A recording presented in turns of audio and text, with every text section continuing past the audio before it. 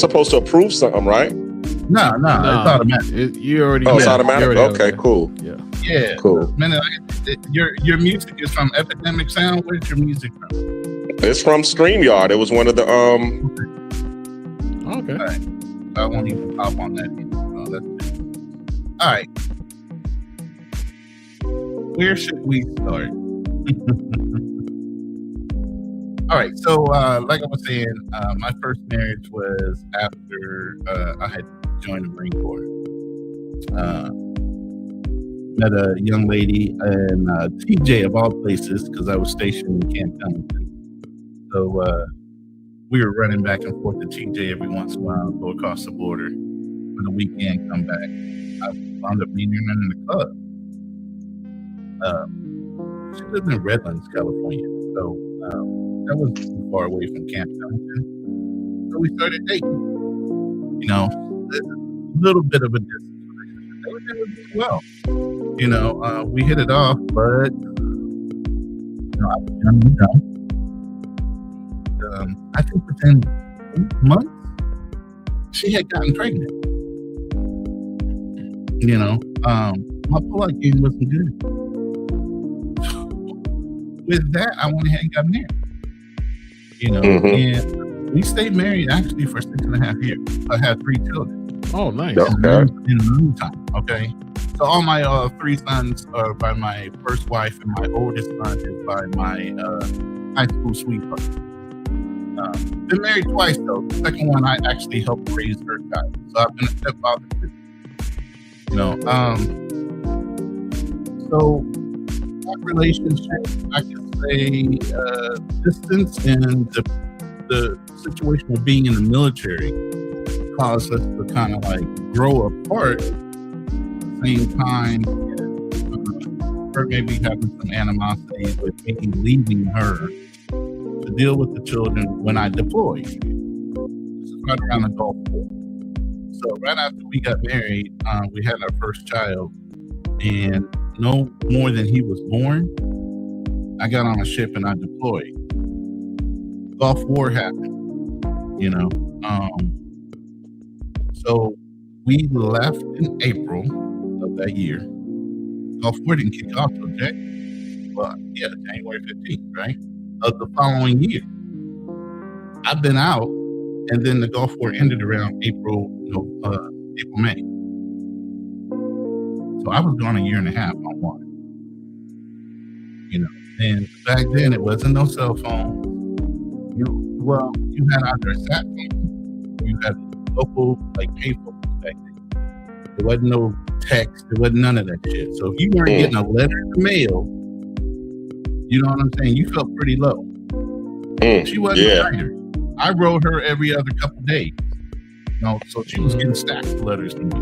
I wasn't getting so much back when they had mail phone. You know, so I friended people while I was out. You know, I had different little friends that I've made. Female friends, yes. I'll be clear about that. You know, and so, you know, they would write me on a regular basis. I kept those letters. I wasn't going to hide it. You know, so when I went back, I had we used to have what they call a laundry bag, a mesh bag. You should know. Yeah, I remember the Diddy bags. You had a net bag, a mesh bag, right? That you would put your whites or something in when you did wash your clothes. Yep. So I had a mail bag. I had a mesh bag full of mail. Some were hers and some were from other people. Her nosy ass went to the mail. That's how she had me. You know, and she started complaining about, well, why did you print other people? I said, where are the letters that you sent me? Why don't you go ahead and stack up your letters versus everybody else? Now you tell me why would I friend other people just to get communication from outside of me being in an environment I was in? You know, I'm out here ducking bullets and looking for mail from you. Literally ducking bullets. You know what I mean? For a while, like I said, she was back in the United States. What she did, I don't care. I always have the mentality out of sight, out of mind. I'm not going to drive myself crazy wondering what you're going to do. You're either going to do the right thing or the wrong thing. If you're wound up finding another motherfucker that was better than me, you weren't meant for me. See? You know, I wasn't fixed like that. I wasn't gonna die over. You know, if you're not gonna fight for me, I'm not gonna fight for you. Yep, that's what love is all about, reciprocity. So I had a closed mind when it came to stuff like that, you know.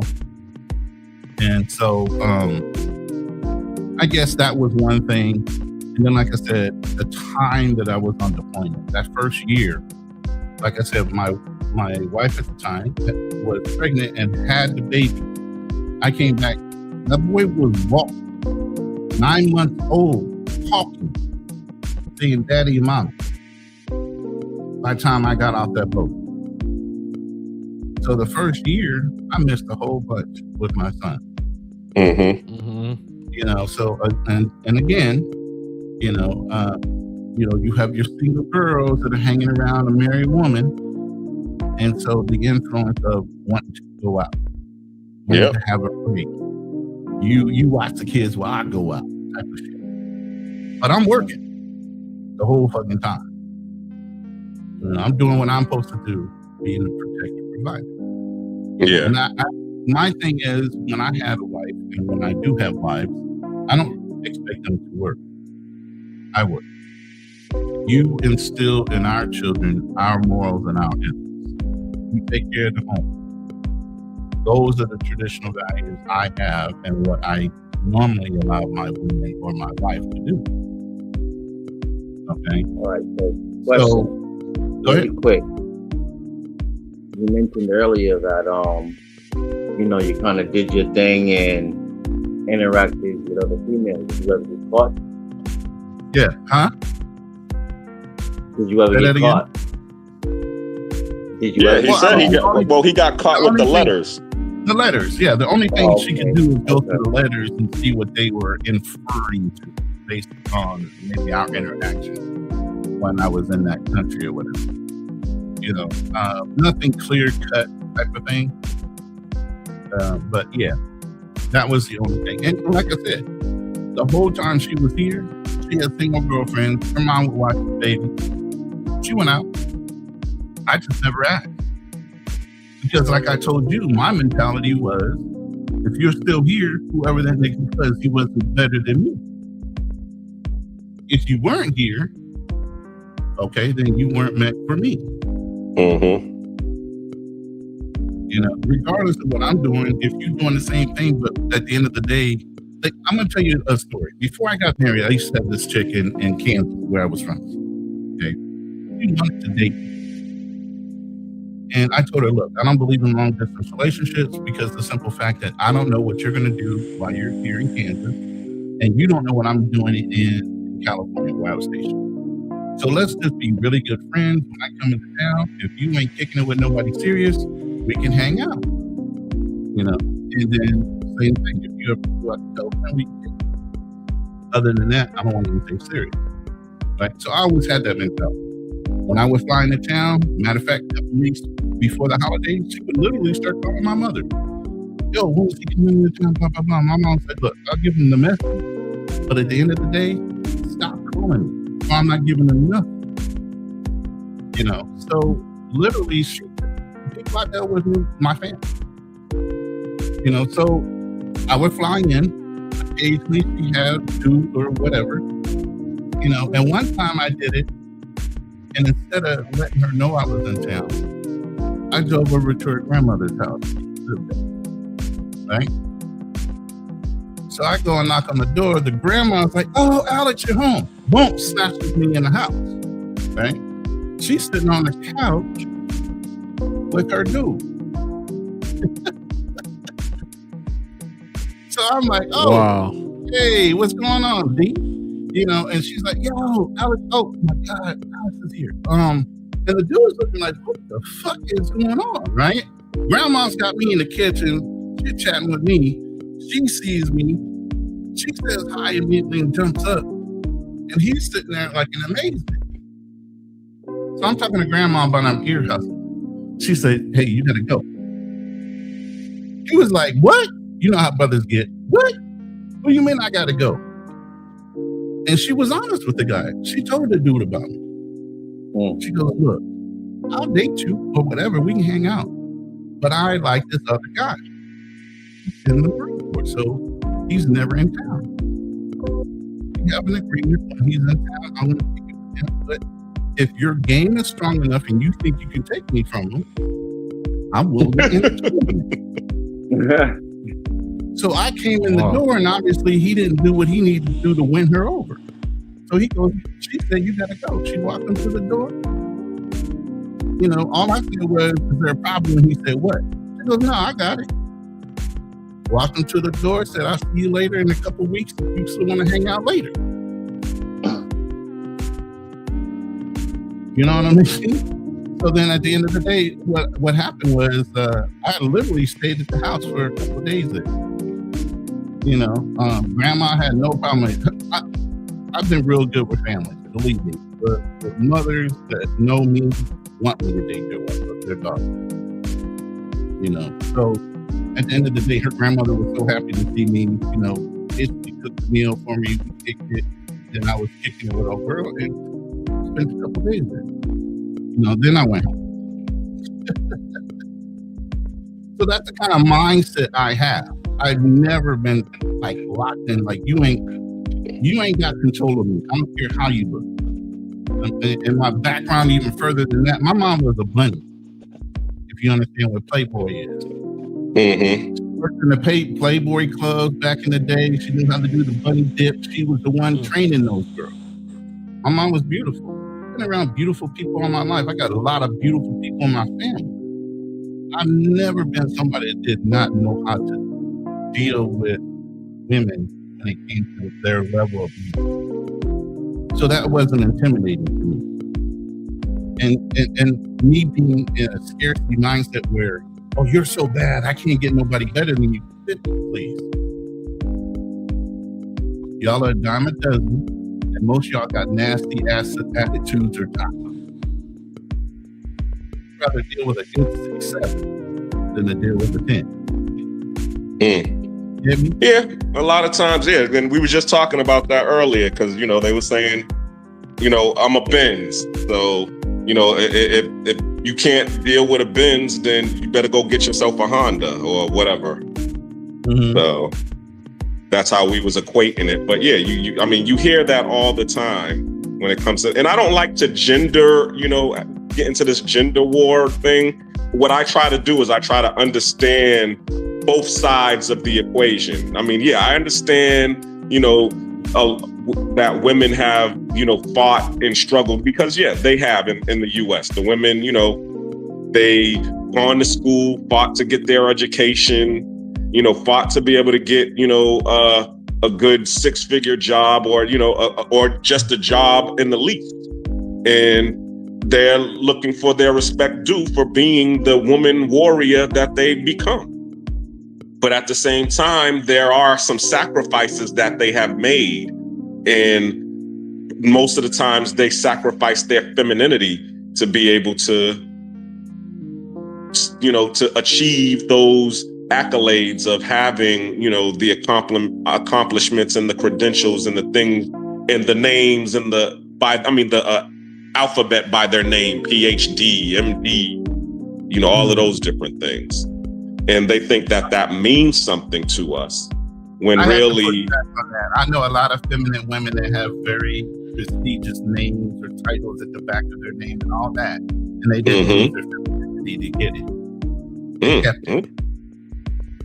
So that whole narrative where a woman has to lose her femininity just to become somebody, I don't subscribe to that. And any woman that uses that as an excuse is exactly that. Using it as an excuse. You know what I mean? That should not affect who you are by your root. Who birthed you, who raised you, who instilled those ethics and morals in you, and whether you actually subscribe to them or you rebel against them is a whole nother thing.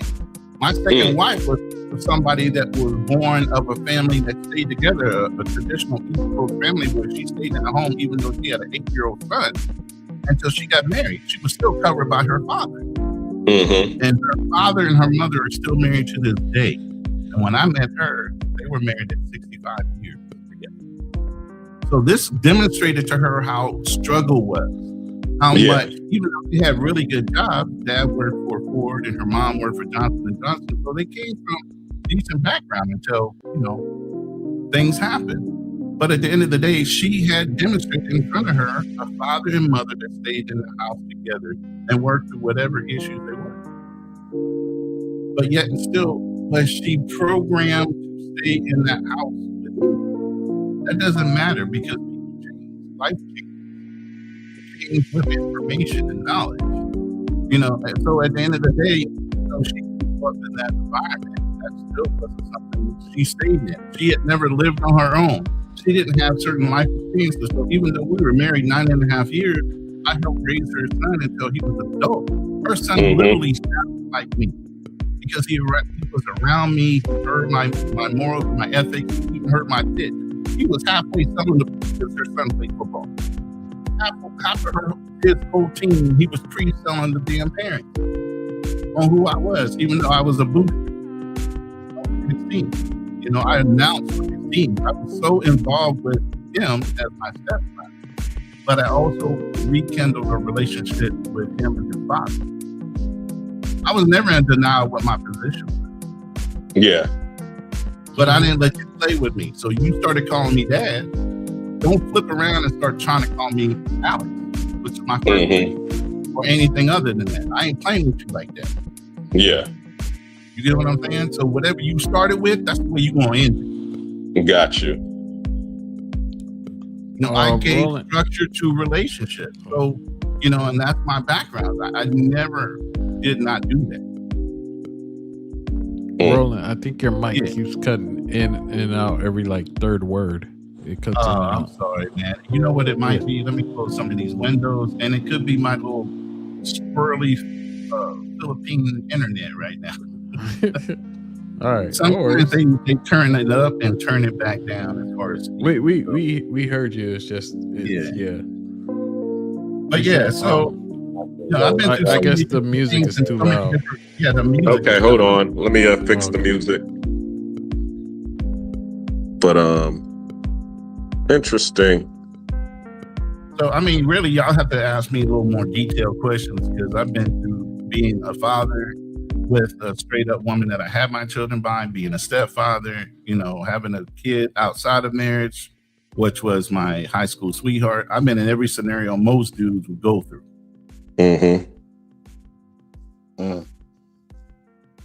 So travel POV. What's up, brother? You was asking us, so the it's back on you now. On me? Yeah, because we as he said, he's splinting the block. So you didn't say anything about your relationships. You just said that. No, I'm single. Remember, I'm been not in a committed relationship at all. Huh? No, he said he had an ex-wife. Yeah, I had an ex-wife. I've been in. So why did that relationships fail? in the past? Yeah, exactly. Going. So why did that fail? Let's talk about why it. she in it. Why she in it that? failed. I don't really talk about it too much. It failed because Well, what did you do? That part. That part? Yeah, that part. What did you do? I asked for the divorce, but wow. The biggest problem we had, she had a medical condition, and then she had to move to New York with her family. So that was the biggest thing. We were still together after we divorced, but yeah, she was stressed out a lot. So instead of making it worse, we decided to divorce, and she moved to New York with her family, and that was it. Like, it wasn't no big breakup, no big thing. We just ended it. It was my idea to get married, my idea to end it.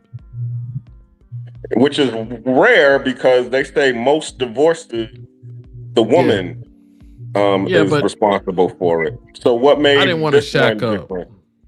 I didn't want to shack up, and I thought I was doing a responsible thing, and then I thought I was going to be a whole bunch of advantages to get married, and then I realized there's not a damn thing but taxes that may help you on your taxes. Other than that, I didn't see anything. So I was like, what the hell did I get married for? And then we got married because I said, hey, it's Wednesday. You ain't got nothing to do. Want to go to the courthouse? Wow. Wow. Right. That's crazy. That's like super spontaneous. I mean, we talked about marriage, but it was just like, hey, we got nothing to do today. We can go to the courthouse. So Okay. it wasn't. It was never big on her part. It was never big on my part, and that was it. Okay. So, I don't have no big crazy story. There's no Literally, my second wife literally had. You said she was getting stressed out. Your wife, my wife, my second wife had a stress stroke. Wow. So she was at What's that? a bedroom where her whole left side seized up on her like she actually had a stroke. Oh wow. No TIA, no MIA results in the testing. It literally was stress. Closed up her throat, everything. Closed up her hand to where it was like a fist. And we went through almost 6 years of her going through rehab. Oh my god. In the midst of our marriage. Yeah. Yeah. So not only did I nurse her back to help take care of her son. So like I said, I've been through it all. Yeah. No, even the word of struggle, commitment, and sickness. Yeah. You know, Yeah. So and the levels you go through as a man in that commitment to say, hey, my word is bond. Whatever I said I was going to commit to, I did. Now, Do you she was the think one you that guys decided she think that- wanted to, remember, I told you, she was the one that said she left because she had never lived on her own. Self-realization, after you go through something like that, you realize you haven't experienced a lot of things being in that environment. Mm-hmm. So when she said she wanted to leave because she had never lived alone, never been on her own, stuff like that, I was like, all right. 9.5 years for that marriage. Mm. I'm glad it got cut off right before the 10th. Mm-hmm. Because then you would have had to been paying. You're Right? locked in, right? You're locked in at 10. I lasted about As far as 3.5 having years. to pay, alimony and all that stuff. Yeah. Yeah. Yeah. Well, you did good. So shout out to the people in the comments. I see Charlie in there. Tammy Two Fly. My lime tree is growing good. Who's she talking to? Looking cute. Salute to True Prodigy. Who's this? Tevin King 8931. Good evening. Oh, okay. I didn't know that the music was too loud. Yeah. A lot of people saying that the music was too loud. Yeah. But this is where I go to bed. All right. Usually. So thank you guys, everybody in the comments, like and subscribe. To everybody on the panel. It was a good talk today. And then plus y'all gonna keep on talking when I leave because Roland's gonna go on and do his thing when he gets on whenever I hear the replays and stuff. Great live, and I'll be here next Monday with you guys. All right. Look forward to it. All right. We'll see you, Travel POV. Thanks for coming up. And subscribe to Travel POV's page as well. Those who haven't subscribed and don't know. Yeah, he has great content, travel content. And of course, thank you for supporting us as well, Ronan. Now, you know me, I'm always gonna pop up. Yeah, definitely. I'm trying to get your link so I can drop it in my room too. But go ahead. Okay. Now, I was about to ask you. Now, do you think that whole situation was just a survival technique? Because I know y'all met each other out of high school, and then and she got pregnant, and she was just trying to, you know how it is when y'all are high school, y'all are just trying to get out of the parents' house and be able to go on your own or whatever. So And you're y'all saying my high school sweetheart and that whole thing? Yeah. Was me. I mean, obviously, traditionally, a man's supposed to ask a woman, right? Yeah, of course. I was always raised to do the right thing. I grew up in the church. I mean, half the things I talk about are moral based because of my background, my roots. Mm-hmm. You know. So when she got pregnant, I was my first year in college. I had I was in a master's program for architecture, full scholarship. So when she got pregnant, I was attending college, and obviously that became an obligation.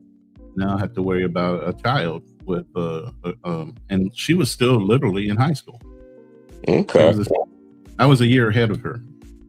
So I had already graduated, but we were already in a relationship. I took her to my prom, my senior prom.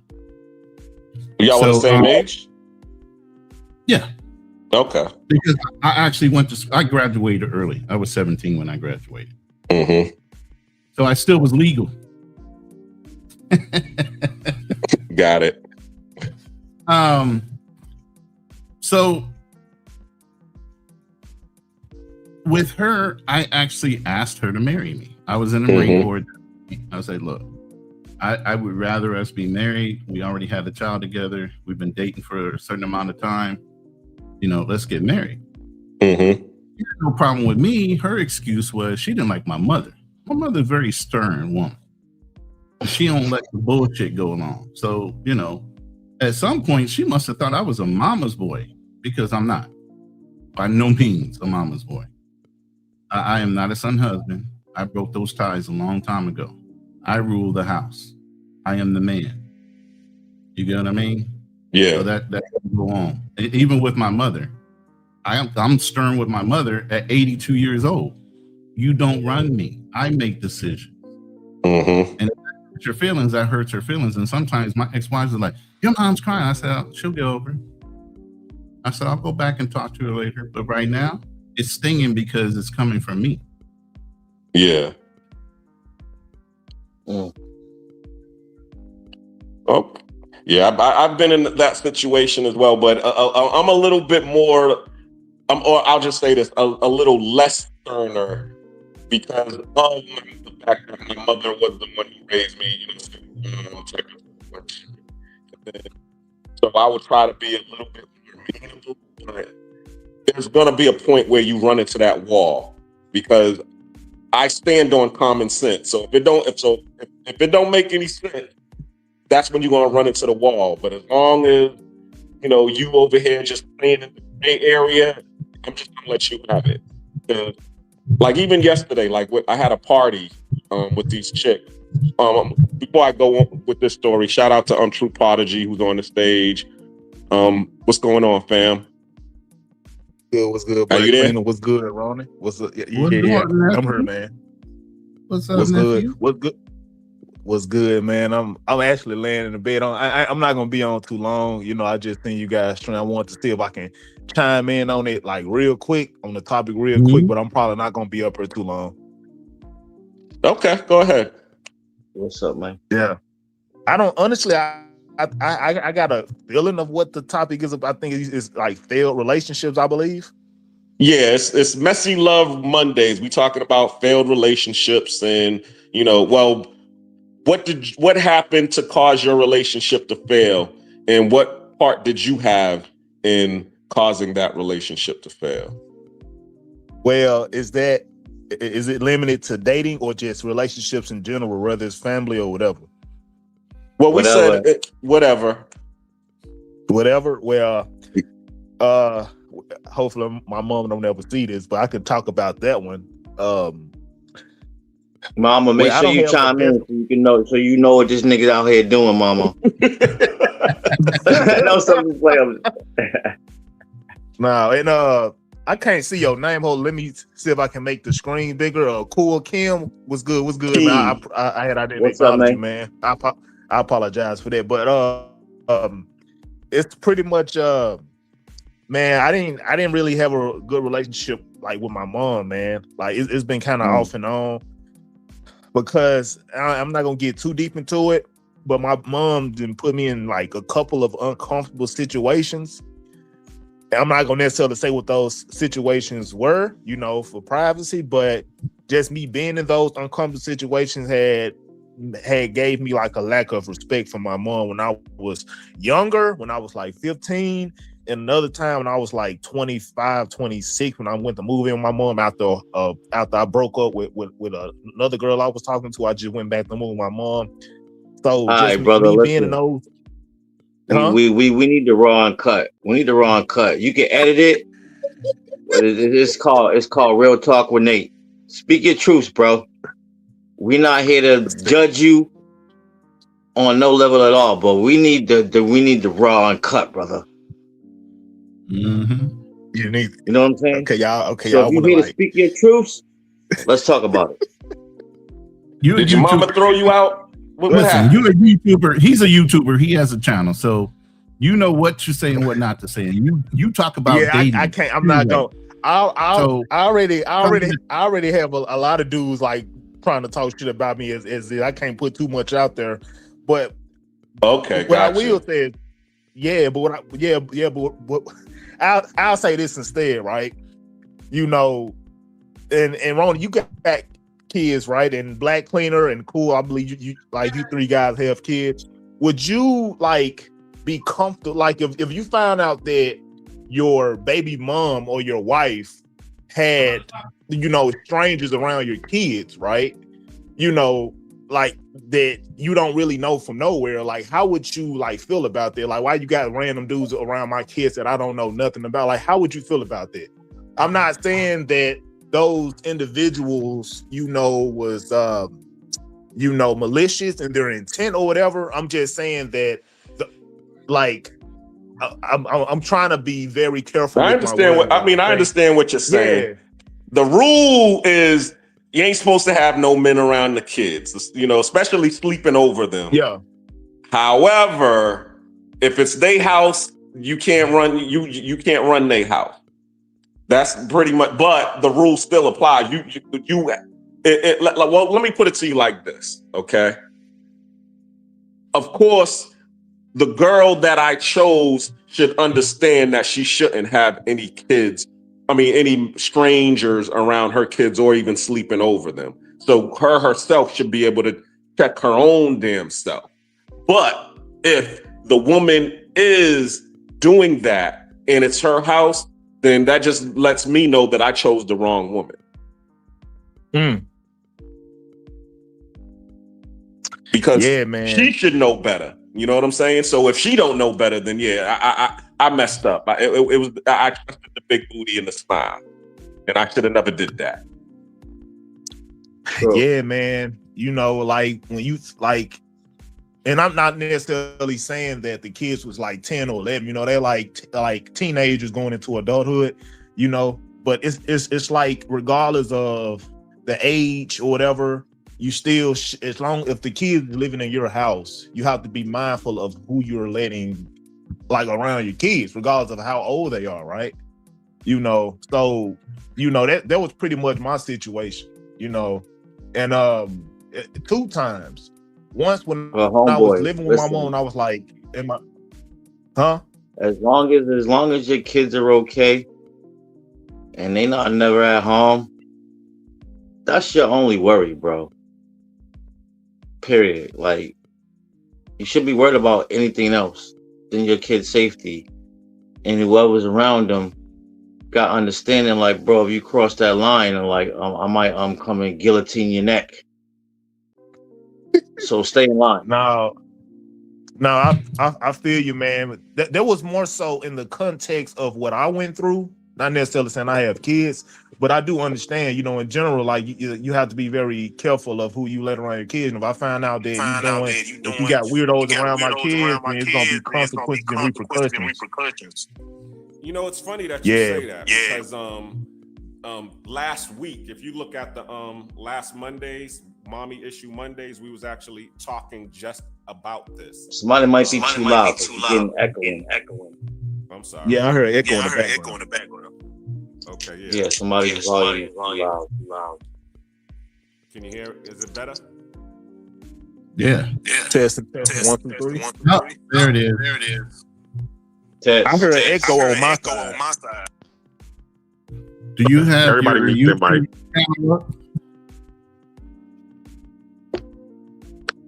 I don't have YouTube playing in the background. Okay, who's NYC King? Is that one of you, Ronan? Yeah. He's one of me. Okay. One of my guys. He's cool. Welcome to the stage, NYC King. How you doing today? What's going on, gentlemen? What's going on? What's up, man? God, It's all what's good. going on? Salute to the family. Salute to the chat. What's good, Kings? I'm all good, man. Relaxing, Ronnie. You know what I'm saying? Yep. I'm holding New York down for you. Good NYC. What's good NYC? What's good, my brothers? Yeah, You know, yeah. relationships. Relationships are good at the beginning until the honeymoon's over. And then women change because women are emotional creatures. And with the emotions, either you put up with their emotions or you're going to have to abandon like the relationship because women will always try you and test you. And it wears off. It's a woman, it's hard to say. It's like having a car. And your car gets old. And your car needs repairs. And it keeps breaking down and breaking down and breaking down. That's how a relationship is. It's all right in the beginning. Your car is nice and shiny.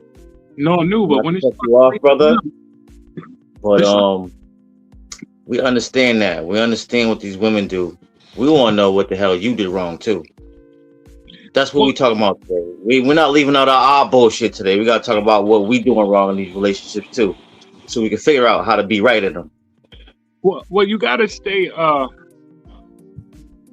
that one woman. You got to find the right one where you can stay, so you guys could build together, and you guys could be a part of each other like a team. You know, Kings, we gonna push you a little bit, bro. No problem. You know I can handle it. About our accountability. What did we do? Like, I went in and told them how even though I was on deployment, I had, wanted company because I was gone for over a year and a half, and that caused strife in my first marriage. Because she found the letters of the different women that were involved with me. Well, yet still, like I told her, I never asked her about her past. So while I was gone, you weren't no innocent one either. But I never wanted to know. You get what I mean?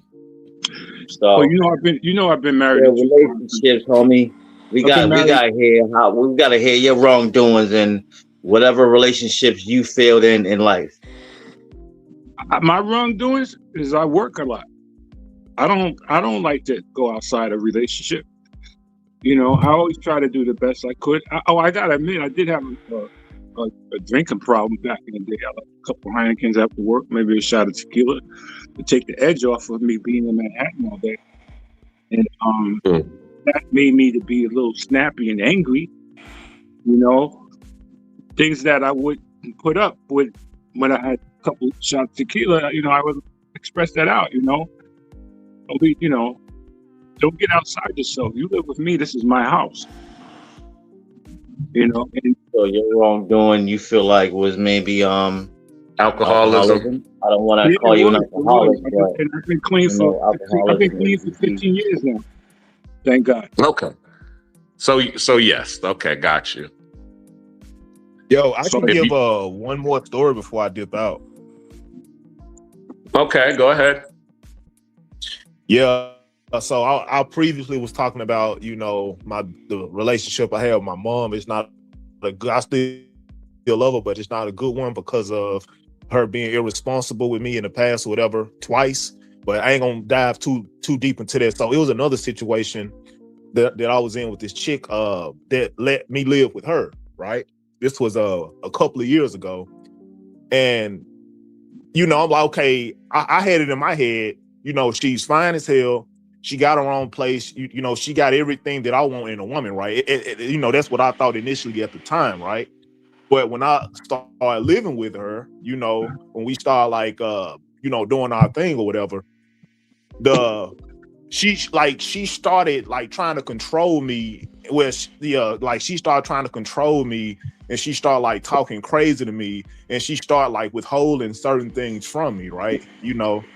And I stuck around because, okay, I got a free place to stay and I got sex when I want it, and other perks attached to that, right? So I put up with bullshit because of the perks. Yeah, exactly. I put up with bullshit because of the perks that came with being with a woman that was my preference, that had her own money, and I had a free place to stay. But at the same time, you know, it caused me a lot of mental turmoil to where I don't care to be with literally. I'm not even say that, but I pretty much could care less to, you know, just live and cohabitate with a woman, because I had a couple of situations like that, but that was like one of the worst experiences, right? Because I let her control me and run and dictate the relationship because she got money and all this stuff. I put up with it, and as a result, I'm kind of jaded, you know. So the mistake that I made pretty much, man, was just letting her control the situation and me not leading, right? You know, that's pretty much it, man. And I definitely learned from that. That's 1,000,000%. But yeah. Okay. So, but if you had to turn back the clock, how would you be able to change that situation? You know, even though you didn't have any means or resources during that time, do you think you could have?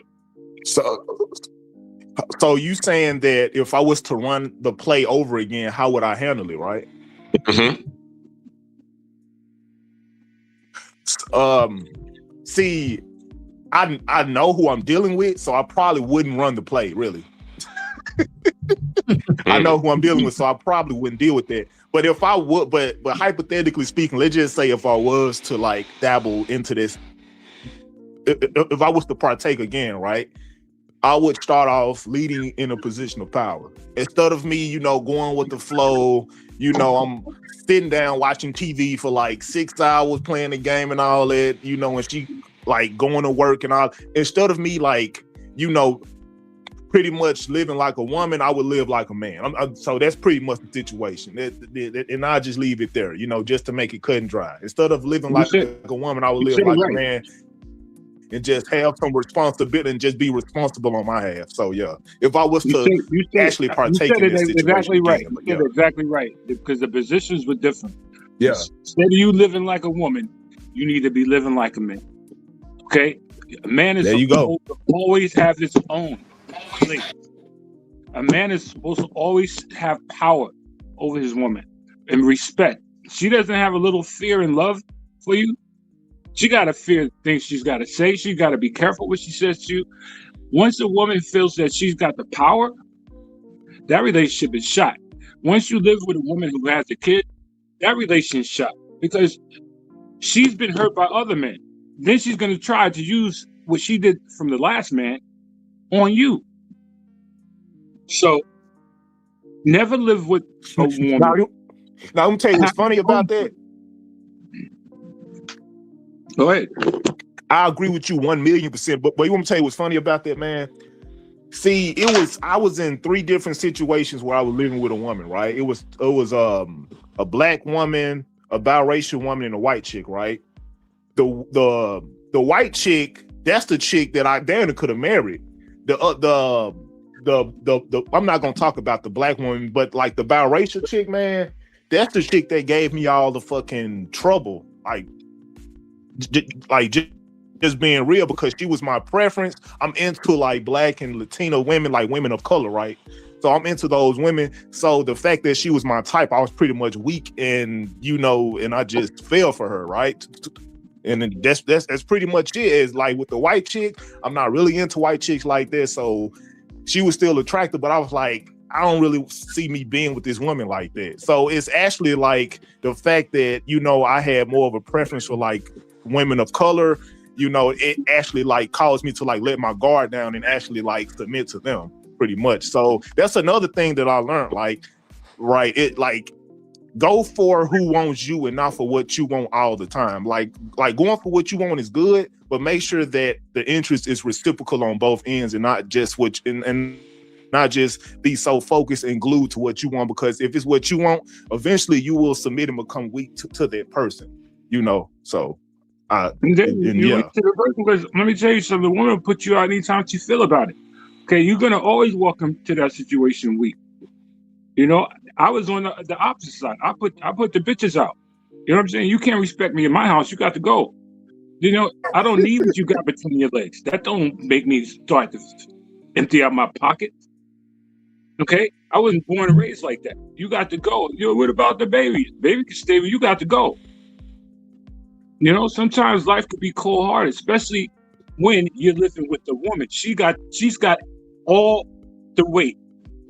You can't even say that. You become the broad. You be like, yo, if I say so, she's gonna put me out. But at least I got in-home sex. At least I ain't got to pay bills. I give a little stuff for the electrical. That's not how a man does, bro. Man has his own it. You can't respect the man's kingdom, then you got to go, yo. The situations ain't like I said, relationships get worn out, bro.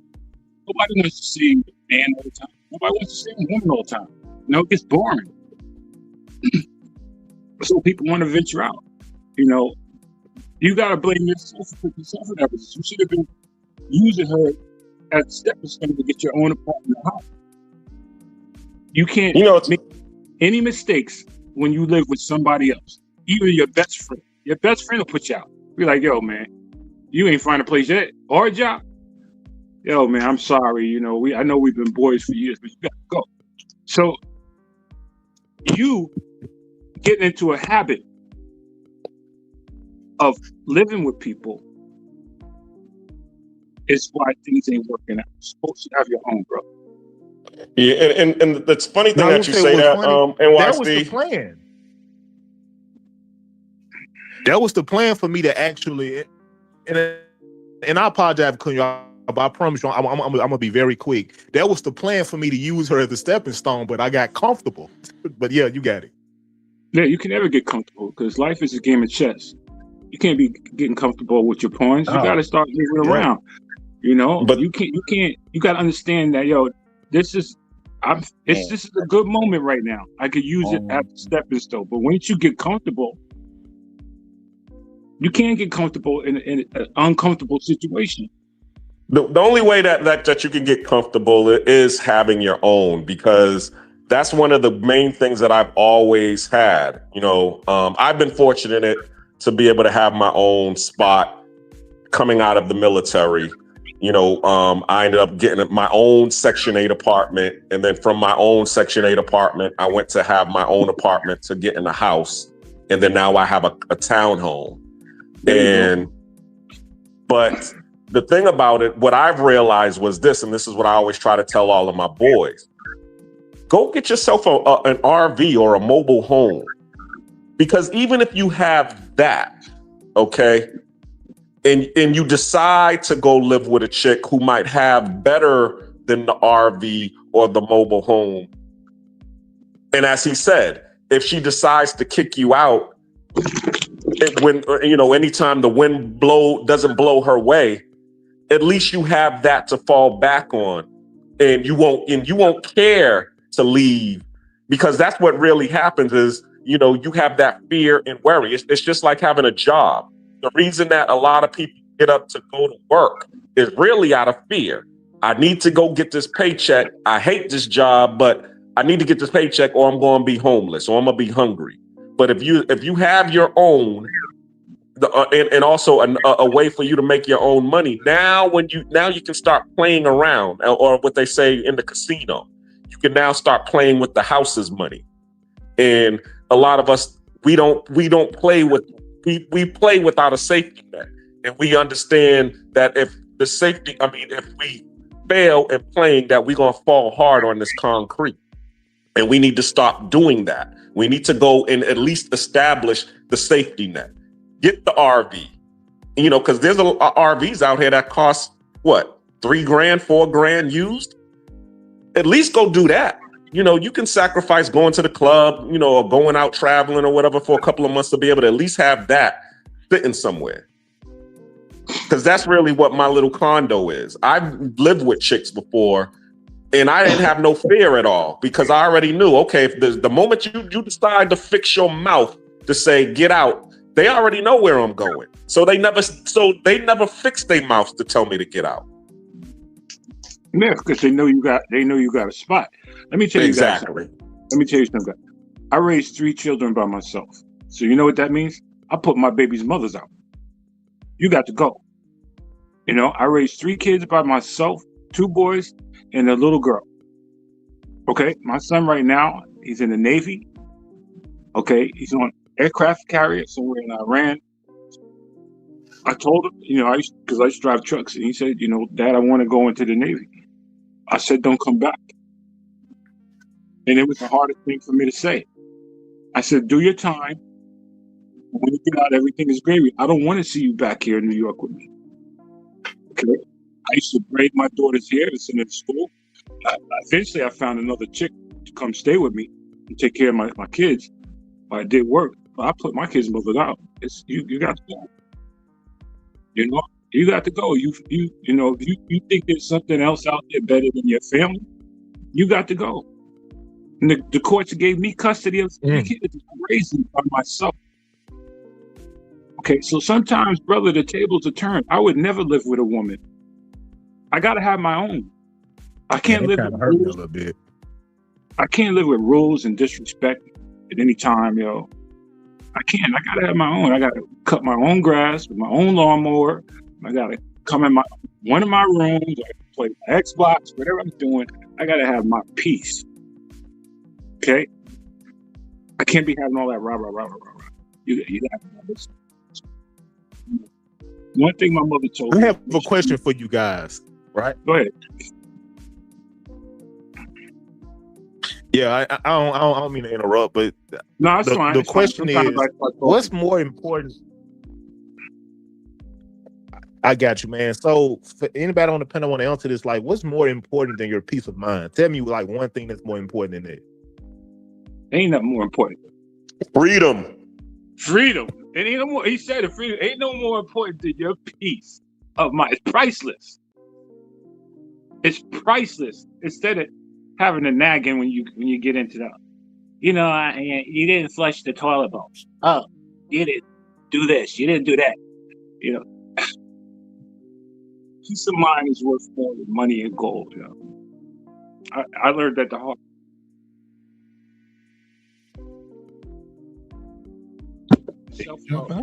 Self-love is the best love.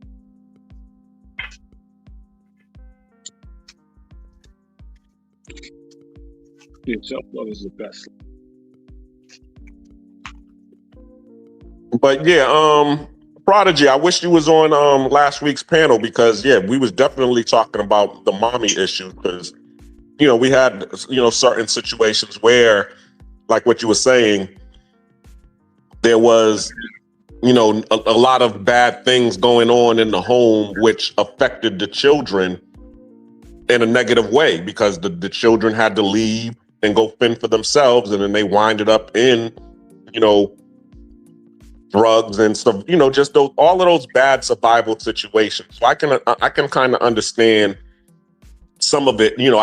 I can dig what you putting down in a little bit of that. And yes, you shouldn't have to. And one of the things that we was talking about is how sometimes women will sacrifice their stability, for their kids because the man is being the provider. So I'm going to allow him to. I'm just going to turn the other way and and look the other way if something else is going on at night that I shouldn't know about because where I'm in this house of his or whatever, and they should never do that.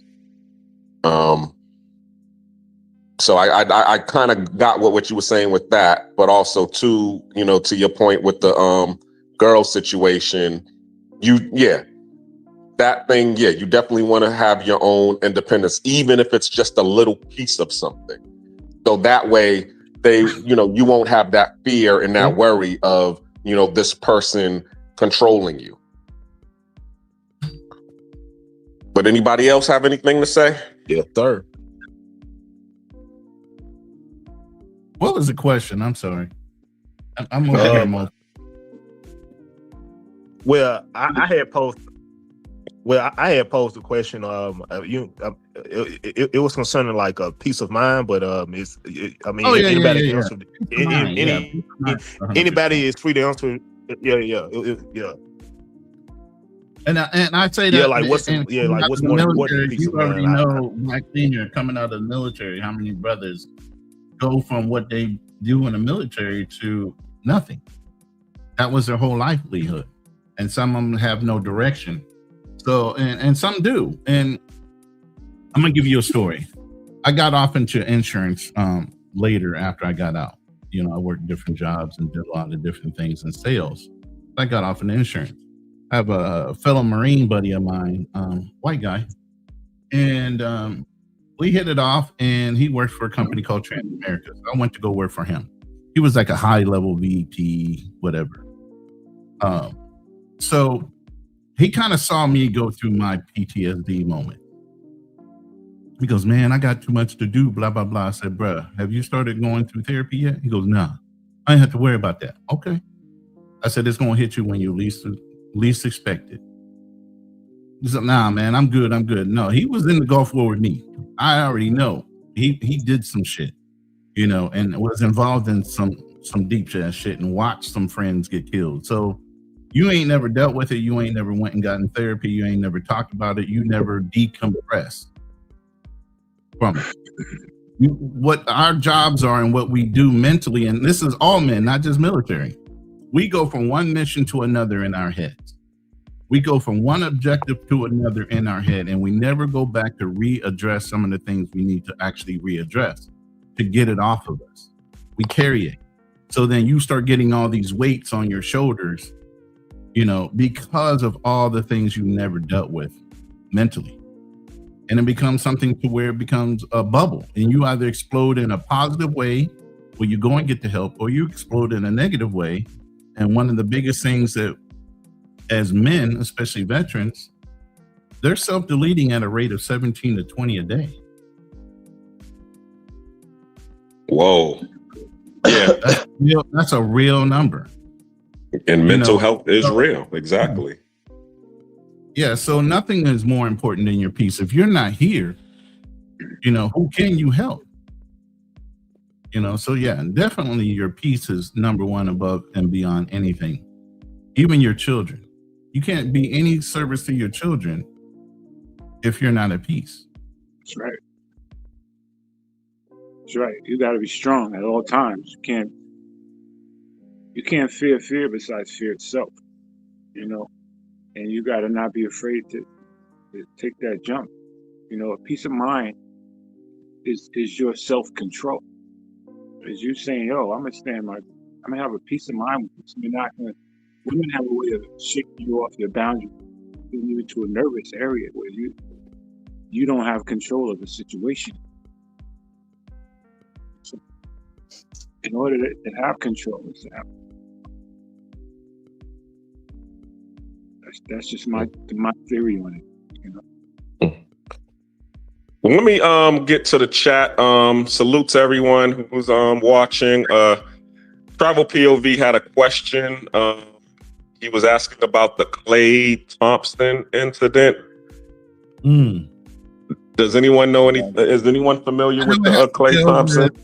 Meg the Stallion, but I'm not exactly sure everything that went on with Klay himself. But I know, weren't they dating at one point and he decided to step away from her, like she was supposed to be next in line to get married, like Sierra or some bullshit. And since he stepped away, everybody's upset. I'm getting that the kind of gist of the conversation from the other live listening to. Yeah, how do you feel about Klay Thompson and Megan's relationship ending? Will you think Megan will find true love despite her past? Here's the thing, and I said this in the other room in the chat. Megan is like a low-key 304. Mm-hmm. She's an industry dusto. Basically, everybody knows her and have been with her on the low. She's not loud when I say 304, kind of like low-key. You know, you got 304s that are very loud about who they are and what they do, and you got people that are low-key about their business in the background. She's one of those low-key girls. You know, she doesn't get in the news and talk about her relationships and put people's names out there to griff off of them. But at the same time, she still has those 304, you know, mentality. Mm-hmm. So, And so I always said, and what I said in the chat was, I believe that she's one of those industry dust offs. Nobody's going to take her serious. And if she does get taken serious, it'll most likely be some type of pro athlete that feels like he's going to get over on her or come up on her, basically. How's he coming up though? Trophy wife status? Because well, not only that, she still has a bigger name than most athletes out there coming out the gate. You know what I'm saying? Eventually, his popularity will go up. And I mean, Russell Wilson didn't need any help, but look at Russell Wilson and Sierra. She was an industry dust off too. Who wound up picking her up and keeping her? A pro athlete. I think she's kind of geared up for the same ending, to tell you the truth. Some pro athlete somewhere is going to wind up picking her up and getting her either pregnant or marrying her and trying to make her legit. But obviously, if you look at her history of how many men she's been through in the industry, what do you think they're taking her as? Wow. true. Well said. True. Another comment came from Two-Tone. Shout out to Two-Tone for watching. This topic is right on time. I definitely stayed too long. It's kicking me in the literally today. Yep. Go get out, brother. Get out and get a job, find your own place. No, he's well established. He has his own business, several homes. So he was he just chose wrong. Yeah, hindsight being 2020, like my second marriage, I stayed in it too long. You know, obviously I stayed in it because she was disabled at the time. So it kind of obligated me to stay into it. But the minute she had that conversation with her family over me, talking about, I want to go ahead and file for a divorce because of these reasons. Oh, you had that conversation with them before you talked to me? Oh, I'm good. After everything I already put efforts into, so I know I'm walking away with no problems. Now, the thing I didn't say, because I'm not boastful, every ex-wife and every girlfriend I've ever had always tried to come back. Yeah, me too. Me too, because they find out what they lost, Ronnie. They find out that the grass is never greener on the other side in a lot of cases. Never. She had it all with you.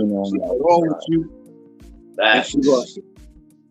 Well, the grass is greener where you water it. That's really what it is. And that's what they really have to figure out. It's what you make of it, not, you know, because it's funny that you say that. Let me tell you this funny story.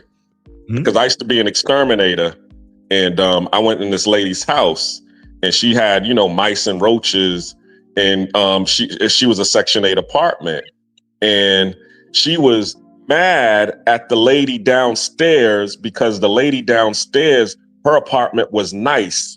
You know, and when you go up in there, it was brand new countertops. She had hardwood floors, all nice and stained and shined and everything. But the thing about the apartment was she was the one that did all of the renovations in the apartment, regardless of what maintenance. I mean, because regardless of that it was the fact that it was an apartment, she did her own renovations and upgrades to it because the apartment complex allowed her to do it. So then the lady upstairs, she was over there like, oh, she got that nice apartment and I'm up in here in this hellhole. So the lady heard her and she was downstairs yelling. She was all like, yo, you can have my apartment. She said, I'll take your apartment. She said, in 6 months, this apartment will look like your apartment. And the apartment that you gave me will look like this one. Just because you're in this apartment. And I'm in that one. So basically, she's just saying, yo, I'm going to do the same thing to that apartment that I did here. And you're going to do the same thing to this apartment that you're doing upstairs. So it really don't matter. That was a roast. That was a severe roast. She roasted the hell out of her. I'm going to build it up, but you're going to fuck it up. Exactly. And that's really what it is. In this apartment, you're gonna be that way, like where you are. Like, I think it's a saying that's like wherever you go, that's where you are. Some alluding to that, right? So exactly. So that is, yeah, it's crazy. But And that's real in terms of relationships. Wherever you go, you bring yourself with you. So if you full of drama and, you know, negativity, well, you bringing all of that with you. You bringing those bags with you into the next relationship. So you don't let it fix yourself. Whatever relationship you're going to be in is going to be some problems. And that's one of the reasons that I asked the initial question. What did you do wrong in the relationships? What are you bringing to every relationship that's causing relationships to fail? Because here I am, I'm in Panama right now, and I'm still dealing with failed relationships.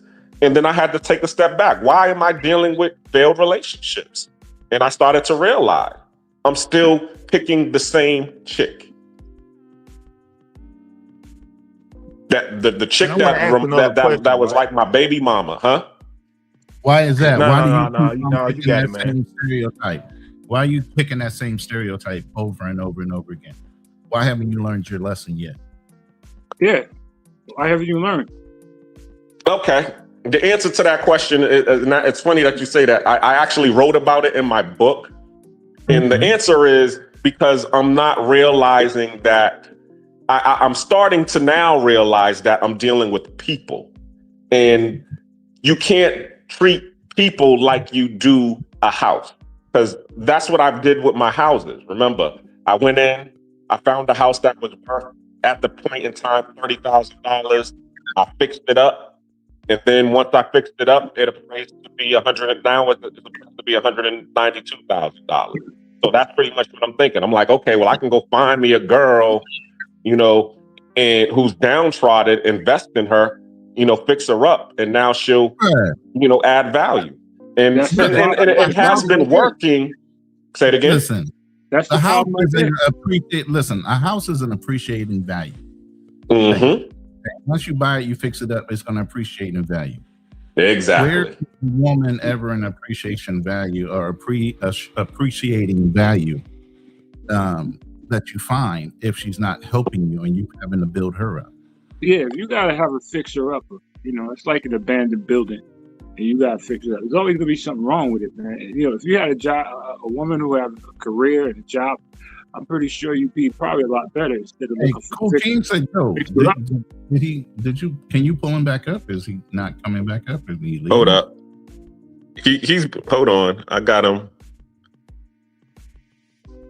Oh, NYC the King. Tribal. Oh, it's probably. Oh, Cool King. Gotcha. Go ahead. You back in? I'm King. Oh, I was out. Yeah, you bounced out. I don't know what happened. I thought I was in, but anyway, I used to think like that, to find a low value pretty girl to fix up. But you know, I learned my lesson from that. You know, I'd rather have an established woman that has her shit together. I don't need to fix up. She's already self-made. You know, if you keep doing the same thing, looking for these fixer-uppers, you're going to always be in the same position. And I'm pretty sure some women come toxic and some women come with masculine tendencies that are successful. You know, I used to tell my girls the same thing. Two men can't run a house. Mm-hmm. So you want to be masculine, you know, go out there. You know, I ain't sitting here want to fight with you. No. I ain't sitting here trying to go to jail. Nah, man. Just go. So I have one last question, right? And I don't mean to ask, and I don't mean to like try to ask all these fucking questions. Like, I know y'all tired of probably asking these damn questions, you or whatever. But no, that's what we here for, brother. Let's go. I got you, man. So I know the title of the show is like, well, I like the end, like the end of the caption is like, what role did you play in the relationship as far as you know, making mistakes or whatever? I think that's pretty much the situation. So I want to say, is it a possibility of you not making no mistakes and the woman is the blame for the situation, pretty much? Like, is it like 100%, her? And it's like, okay, I'm trying to see how I want to word this, because in my mind, bro, I'm always finding a reason. Well, in my mind, I'm always finding reasons to where the man could potentially be like the problem, or he made the mistake in the situation. But what I'm saying is it a situation where the man didn't make one mistake and all the blame, the onus was 100% on the woman? Like, is that a possibility, or do you guys seeing that to be a potential thing in a relationship, right? To where it went wrong because of her and strictly because of her. So yeah, y'all got it. Because you don't know her process of thought and how she deals with things mentally in her mind. You have your way of thinking, she has her way of thinking. And you may not always meet at the same plateau, but what that comes down to be reasonable, is conversation. And I just domestic violence. So you saying it's a situation where she holds no accountability at all? What basically he's saying is, because there's always two sides to the story. Actually, three sides. All right. Domestic violence. You may have your way of thinking of her wrongdoings, and she may have her way of thinking of your wrongdoings. So the key is understanding. Understanding. So go ahead, hold on. Go ahead. What you was about to say, NYC King?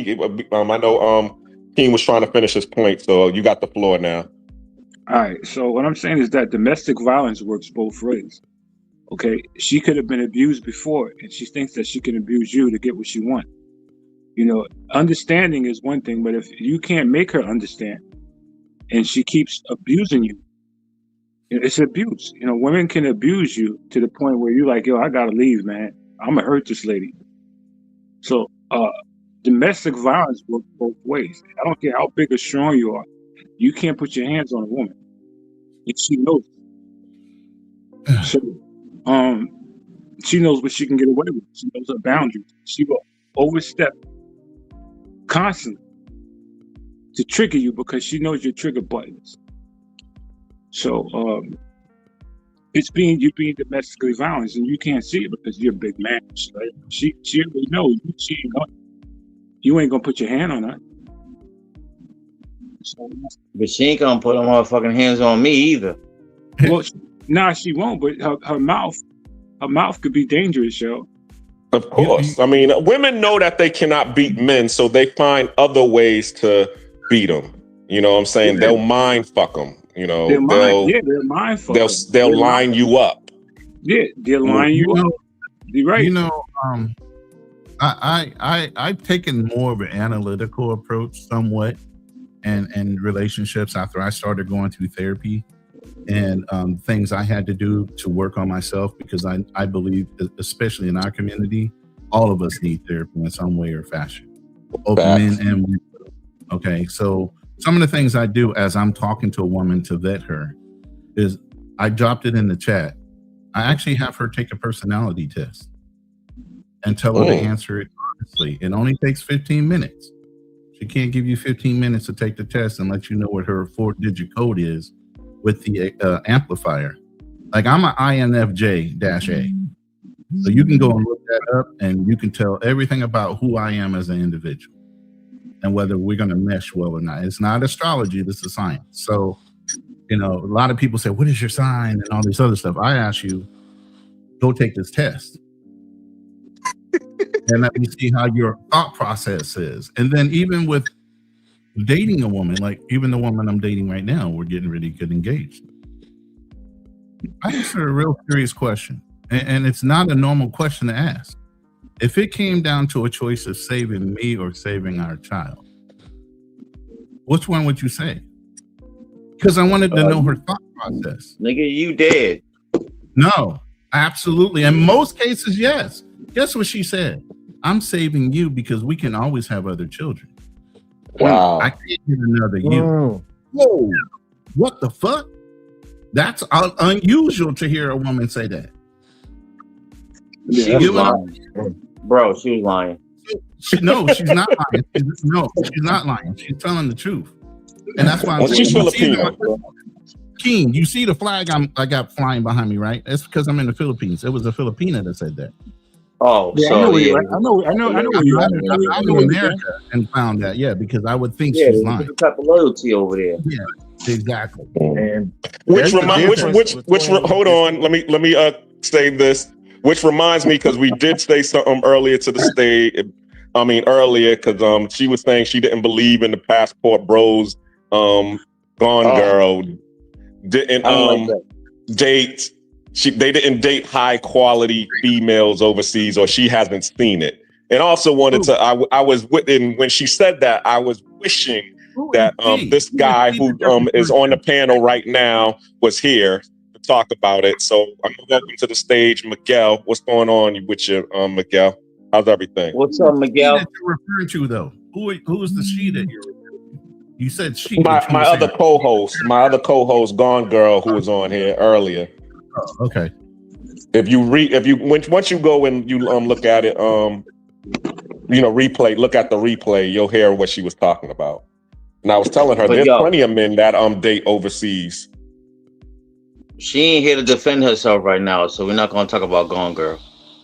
I understand that, but I was just trying to say to her point that, here is Ronan, who's dating a quality woman, and there's plenty of men who are living overseas and dating, high quality women. That's it. We ain't saying go fuck Gone Girl. We're just trying to say, disprove the point. Like I said, the 16 personality test is always reevaluating and evaluating different things. Did you pull up Miguel? I don't see him. He says I'm in the background. He was. I pulled him up. Oh, okay. He must have dropped down. Hold on. I'll pull him up again. Right. But not only the 16 personality test and asking random questions at different times and getting to know her. One of the other things I did when I first got here, because I knew I was going to be here at least 3 to 4 years, I brought a truck. I didn't buy it immediately. Right. I waited at least 4 to 5 months. Okay. And then once we bought it, Hold on, Ronan. Miguel, can you mute your phone? Because we can hear that fan in the background. Oh, my bad. Hold on. Turn your volume down, bro. It wasn't that loud. It was catching all that. Believe me, I want to catch that fan wind sometimes too, because it's hot as hell here right now. It's like the 90s consistently with humidity. But anyway, I bought the truck. Right, we waited, and she was patient about it and everything else. It wasn't like, oh, you're an American, you should be able to buy that. No. You don't get in my bag that fast. You know what I mean? And here's the thing. I bought the truck. That's what she did. She took the truck, went and got new rims, new tires, fixed the lift kit that was on it, put a snorkel kit on it, and an antenna. How many women do that? How many women take your shit and go fix it up? That's what's up. You get what I'm saying? These are the signs that you're looking at, and then you look at her family background is united. You look at all these different factors, and they start adding up to you going down the right road. You get what I'm saying? Mm-hmm. There could be a turnoff. Even with playing games, they have the biggest problem with Filipinos is called tampo. They can throw the biggest fits, and it could last anywhere from a couple hours to a couple days. And even with that, we're able to talk and have an open communication to where it's like, look, you need to be able to speak your mind, just don't keep it in, blah blah blah, and we work through those things. Hey, we're not going to tolerate, or I just said it the other night. Look, sometimes she wants a copping attitude just to see if I'm going to, as I said, look, I don't play mental games like that. We're not going down that road. And you let people know, and you consistently stay consistent with who you are, they either get in line or they leave. That's facts. Hey, it's funny you let me say go that. ahead and Well, let me drop down right quick. You know, I gotta take my address slip. I gotta go to work or whatever. But I do appreciate Black Cleaner letting me up, like real shit. And yeah, man. And one more thing before I drop down. Any new chick I deal with in the future, they gonna have to take this test, like 100%. Yeah, but literally, you with that take the being test said, too. I appreciate you guys, man. Hey, all You y'all. said me? Okay, I'll take it and she'll take all it. y'all- Everybody got to take this no, test. No, you need to take it first because listen, it will help you work on yourself. Like I said, everybody needs therapy in one way or another. Gotcha. You need to understand why you do the things you do. And if you answer this question honestly, men and women alike, everybody is listening. It don't take that long. Take this test and then go and dig into it. There's so many different YouTube videos. You don't have to go and read into it. Just type in your 4-letter identifier and it'll give you all kind of information on who you are. And if you don't start reading that shit and understand that, god damn, how do they know that? It's going to shock the fuck out of you. But yeah, understand who you are. That's the first thing as far as men we should do the work on. We need to understand who we are. A lot of brothers are running around here and don't really know who they are. You got grown-ass men my age, 58, Miguel's age, and so on, that are still running around here acting like fucking grown-ass kids with money. Mm-hmm. I got you, man. 1,000,000%. Well, hold up, brother. 1,000,000%. Hold on. Is there really anything truly wrong with that? As long as you're handling your business, taking care of your family, you're supposed to live life. No, I understand having fun. I understand having fun. And even the way you ask this question is like, yeah, if you're applying yourself and you're doing all the things you're supposed to do as a grown man, no, there's no problem with going out and having fun. But if fun starts getting in the way of your priorities as far as you being responsible as a man, doing the things you need to do, staying in your focus as far as your business, that's becoming childlike. You know what I'm saying? You should have been far past that. You know, that's where you start tripping off and you have grown ass men acting like children. Like you never been nowhere, you know. Go ahead, Miguel. I don't want to keep cutting you off, man, because you've been waiting. Oh no, I was saying it's kind of funny what you were saying about Shorty and your truck and everything, right? So like I had a burst of inspiration the other day. And I came up, I came up with a new business idea. So I put everything into AI. I put everything into ChatGPT. And when I tell you I created a business plan from, ChatGPT created a business. I just put all the parameters in and it gave me everything. Bro. I was just like, right. Oh, like even potential startup costs down here in Cartagena. And I was just like, yo, I could really make this happen. Right.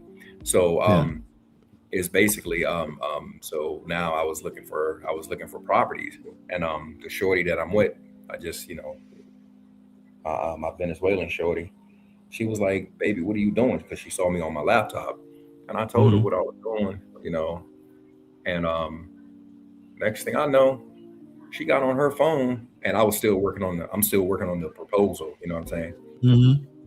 So I'm thinking she just playing a game or something on her phone, bro. Next thing I know, she had like 4 properties, in like the Boca Grande, Laguito area. She was like, "Oh, will any of these help you in what you're looking for?" And I was just like, "Yo, I didn't ask her to do nothing." You know what I'm saying? That's it right there. Yeah, yeah. It's like I was just like, I'm first, and it's so funny what you said about our personality types, because immediately, like in my mind, I'm like thinking to myself, bitch, what's your angle? You trying to, you know what I'm saying? So it wasn't nothing she did, but it's on me, and you know what I'm saying? Right. Like that was all me, and probably based on some of the fucked up relationships that I had.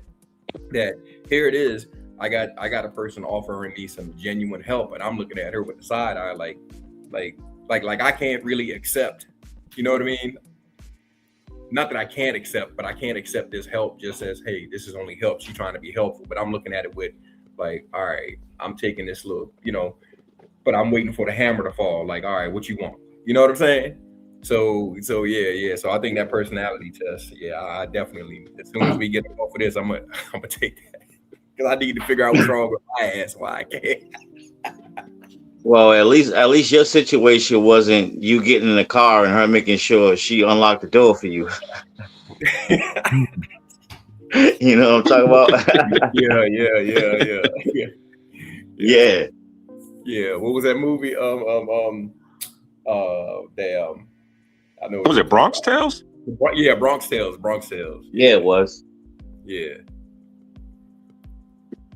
But that was cool. Now, answer that question that I had for you, Miguel, about the high quality deep, because you see it more because of the business that you're in now. Is she right? Do you think that a lot of passport bros are dating these low quality bum chicks? Bro. Okay, all right. So listen. I'm all for this panel, but we gotta stop like disrespecting these females at the same time. Cuzzo, please. Yeah, got you. But answer the question. All right. So what I think. All right. So I think there's a couple of things that happens when guys come down to, you know, these countries, come down to Colombia, the DR, Brazil, or whatever, you know, especially if they're not going to be there for a long time. So I think guys are in that mode. Look, I'm just having fun. I'm here to have fun. So they really can't. Damn, she in there giggling her ass off. Hold on, let me close this door. I don't know if y'all can hear that, but she watching something in there. Hold on, give me a second. She's laughing. Yeah, we heard something in the background, bro. Yeah, my bad. Yeah, but guys come down. Yeah, I think guys come down, and I think it's a couple of things that I personally think that go into this. Yeah, there's the financial. You know, guys come down and they want to blow money. You know, I think a lot of guys, you know, they know what their budget is, or I would hope that they know what their budget is. Some guys I see them blow it in like 2 days, and then they got 4 days where it's just like they need somebody to help them eat. You know what I mean? But so there is that financial inequality where our dollar goes way further than the peso. So in that alone, you have guys thinking that they can hold some sort of higher status over these females. But then also too, because they're only here for a short time, they go for the low hanging fruits, the working girls. You know what I'm saying? A lot of guys say, well, look, I'm here for a good time, not a long time. And I don't have time to, you know, I don't have like 4 or 5 days to try and waste, you know what I'm saying? To build something with somebody. And I'm not even going to be back maybe for like another 6, 7, 8 months. So I'm not trying to really build something with somebody. So, so I think that plays into that also too. But as far as like dealing with the, I don't know, I guess lower, what was it? What did you say? Lower class? Is that how you put it? Yeah, because she was just saying that she doesn't see us dealing with the school teachers, the lawyers, and you know the women that are actually working. And I was saying that there are plenty of us that are actually doing that. You know, who are dating homeowners and you know females that are overseas that have you know substance and credentials. Now, yeah, as you said, we might. What you're seeing is the men that's going over there partying, and I call them the turn up tourists. You know, they go there, as you said, for a good time, not a long time, but they're not trying to wife them. But here's also like, I tell guys all the time, and this is something that I like, look, don't come down here looking for no relationship, because unless you have boots on the ground, and this is, for me, this is a smart play, especially if you're just a weekend warrior. Don't come down here looking for no relationship, because she gonna turn you into a Western Union poppy, and before you know it, you know it's gonna be, my grandma died for the 3rd time this year. You know, my kid is sick. I ain't got no food in the refrigerator. It's gonna be something. I'm telling you. And every time I say it ends up happening. Matter of fact, it just happened to me. I just told my school teacher, John, to kick rocks. I think I showed you her pictures. As a matter of fact, she was with me. She came out with me to Panama. I don't think. No, I didn't meet her, but yeah, I know what you're saying. Yeah, I remember you telling me. Yeah. So like, she got in her feelings because I did like a little 5 or 6 minute live, you know, just basically like a little commercial from the hotel, you know, and you know, we had some mermaids in the pool. So like, she got up in her feelings and she was like, oh, well, you know, all them girls out there, you know, like you gotta watch it, and like just assuming stuff, you know what I'm saying? So like, so, you know, I came back at her and she ain't like it, and I was like, well, all right, well, cool, you know what I'm saying? Like, you know, because we supposedly been in this relationship now, or we've been kicking it now for like over 2 years. And I said, do me a favor. I said, come by my spot tomorrow. And she was like, well, I don't know where you live. I said, now that's a damn problem, because I told you, you know, so you sitting up here telling me you're not this type of, you're not that type of girl, right? But we supposedly been in a relationship for 2 years. I told you, you know, I gave you my address on like 4 or 5 different occasions. You never took the time, because you never really cared about it. So you've been slotted. I've been to where you was at. You know what I'm saying? So because anybody who wanted, like, I got my shorty in the room right now, bro. She caught the bus from Venezuela 24 hours to come out here and be with me. You mean to tell me I got a chick in the same city, less than a 15, 10 minute Uber? I know where she stay. It's less than a 15 to 10 minute Uber ride, depending on traffic. And now she's like, getting across that border to Venezuela from Venezuela ain't no joke, man. I watched Ace Live one time, and how he had those 2 Venezuelan chicks he went back to Venezuela with. And all the fucking hoops they have to jump through to jump from one bus to another to get across the border, and then jump on another. And that shit ain't easy. Yeah. So and mind you, this is a school teacher, but she was trying to play it. So you have the lowest of the low hanging fruit, the girls that are out there that's just getting that work, selling that, you know, selling their body. Then you have, I call them the part timers. You know, they just do a little something, you know, something strange for some change just to subsidize. They'll have jobs, but every now and then they may need to, hey, a bill may pop up and they outside. So that's where this shit was.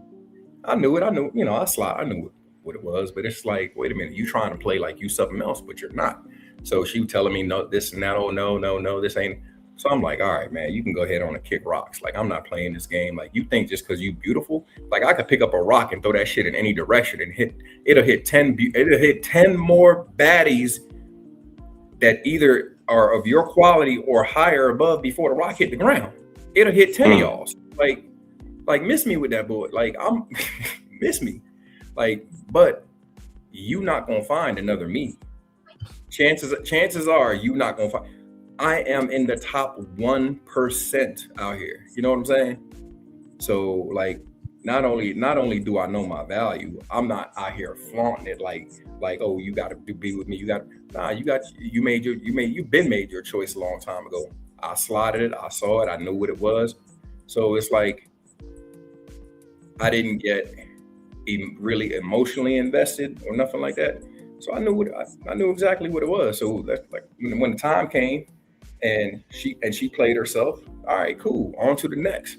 But now what's so funny about this story, she hit me up probably like no less 4 or 5 times today. All this happened over there. This is just recent. This happened between Saturday and Sunday night. She hit me up like 4 or 5 times a day. Baby, I need some money. I'm sorry, you know, this and that. Can you please? I know we don't have nothing no more, but can you please help me out? You know, I got bills. I got this. Shitting me. You better get it how you live it. Hey, big head. You trying to circle the block? Yo, it's so funny you say that. I got the Colombian version of the Hey Big Head text from a whole nother chick. I ain't talked to this chick in like 2 years. Just Sunday, Sunday like 10 o'clock at night. I'm like, send me the picture. Hey, how are you? I was just thinking about, man, get the fuck. quit playing with me, yo. Quit playing with me. Like, Yeah. bro, You gotta stop being that good-hearted nigga Mm-hmm. and be like, you know what? You don't even Who get this? because I already know what you're here for. yeah. See, and I'm that. I'm that. Even But though then it's at the like, same time, bro, you know, we gotta stop leading with certain things. Because when you Nah, he lead ain't with that certain type. things, when you lead with certain things, you get what you get. oh, for sure. That's like a woman going out and they got their ass and tits out and they get that attention that they claim they don't want, but you get it anyway. Oh, they Right. come on, man. That's a straight shot of what is it? Serotonin. That's a straight shot, right? Boom, boom, boom. That attention.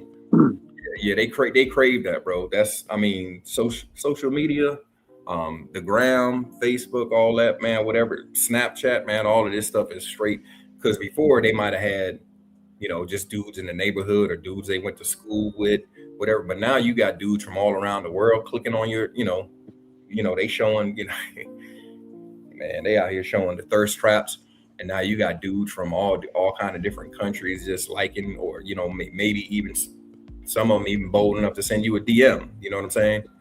Yeah. So they love it, man. They love it. But as far as the hey big head tag, bro, I was just like, we gotta talk about what we be doing too, bro. That's what it's about tonight. Yeah, basically just what you said. I was like, yeah, okay. What's this about? How you doing? What how can I help you? What is it? I don't need the icing on the cake. Matter of fact, I don't even need the cake. Tell me what it is. What is it? So, and believe it or not, so I have calmed down a whole lot from where I was. I used to be straight, bro. Like, I used to be that dude, man. I used to be snapping. I would snap, like, and I think I knew what it was. And everybody, like, a lot of people even tell me right now, they'd be like, damn, what happened to yo, Miguel, what happened to you?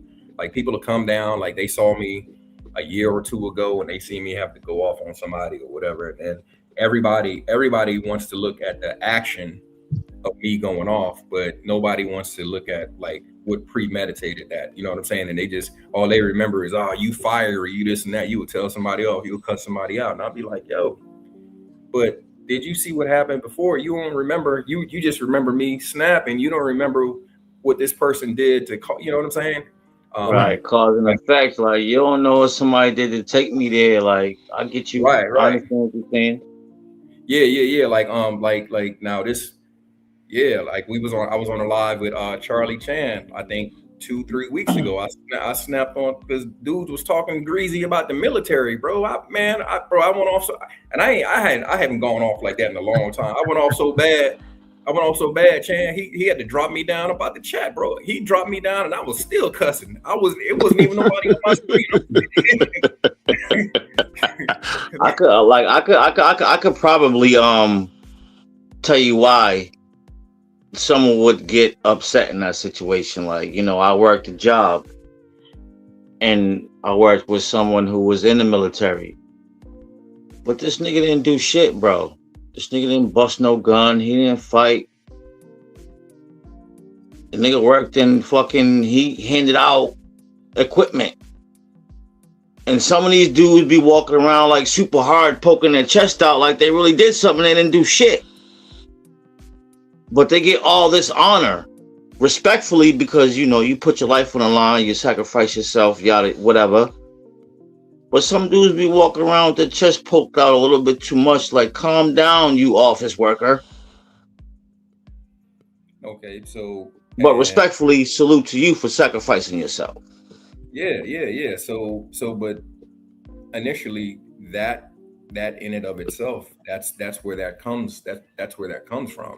So you have in the United States, the population is somewhere hovering around. I think the latest census was somewhere around 345 to 350 million, and that's just the people who took the census. That's what they. So it's probably more than that. And of that 350 mil, I mean, just in all of the armed forces is, I want to say I think there's only like 1.5 million people.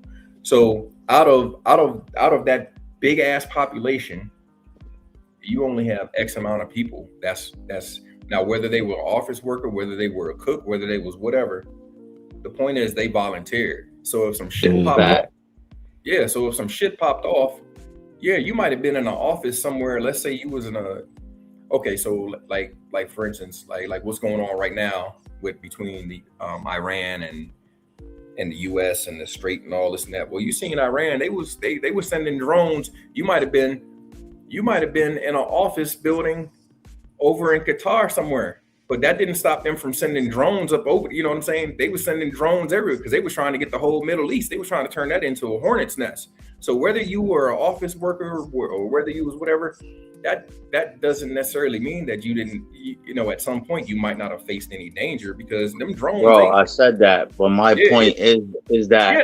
get yeah. Some he got a chip on the shoulder. We got you. It's the chip on the shoulder that's that. Like nigga, you ain't do shit. Right. You was there, but you ain't do shit, nigga. You in a comfortable place, not have to worry about nothing. Those ones. And I get it because poked out a little bit too much.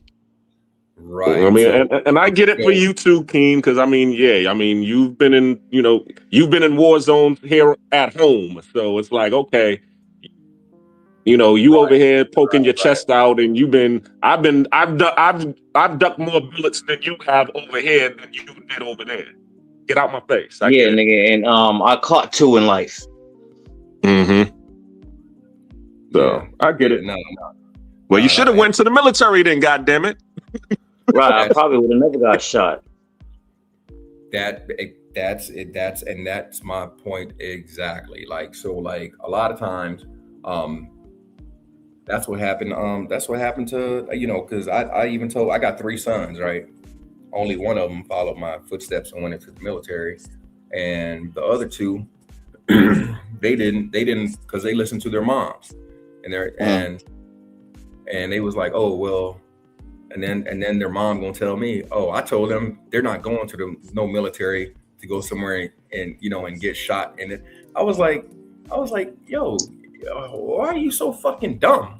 Like, you are really fucking dumb. So many different lanes you could get into the military. Your mom was in the military. You benefited from all of the, you know what I'm saying? She didn't go to the military, but she benefited from all of the stuff.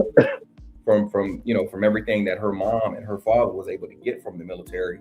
And then like for real, like, how you gonna sit up here and tell somebody, especially where we was at down in Florida, how you gonna sit there and tell them you don't want them going to the military because they could possibly get shot when they got classmates that was out there dying.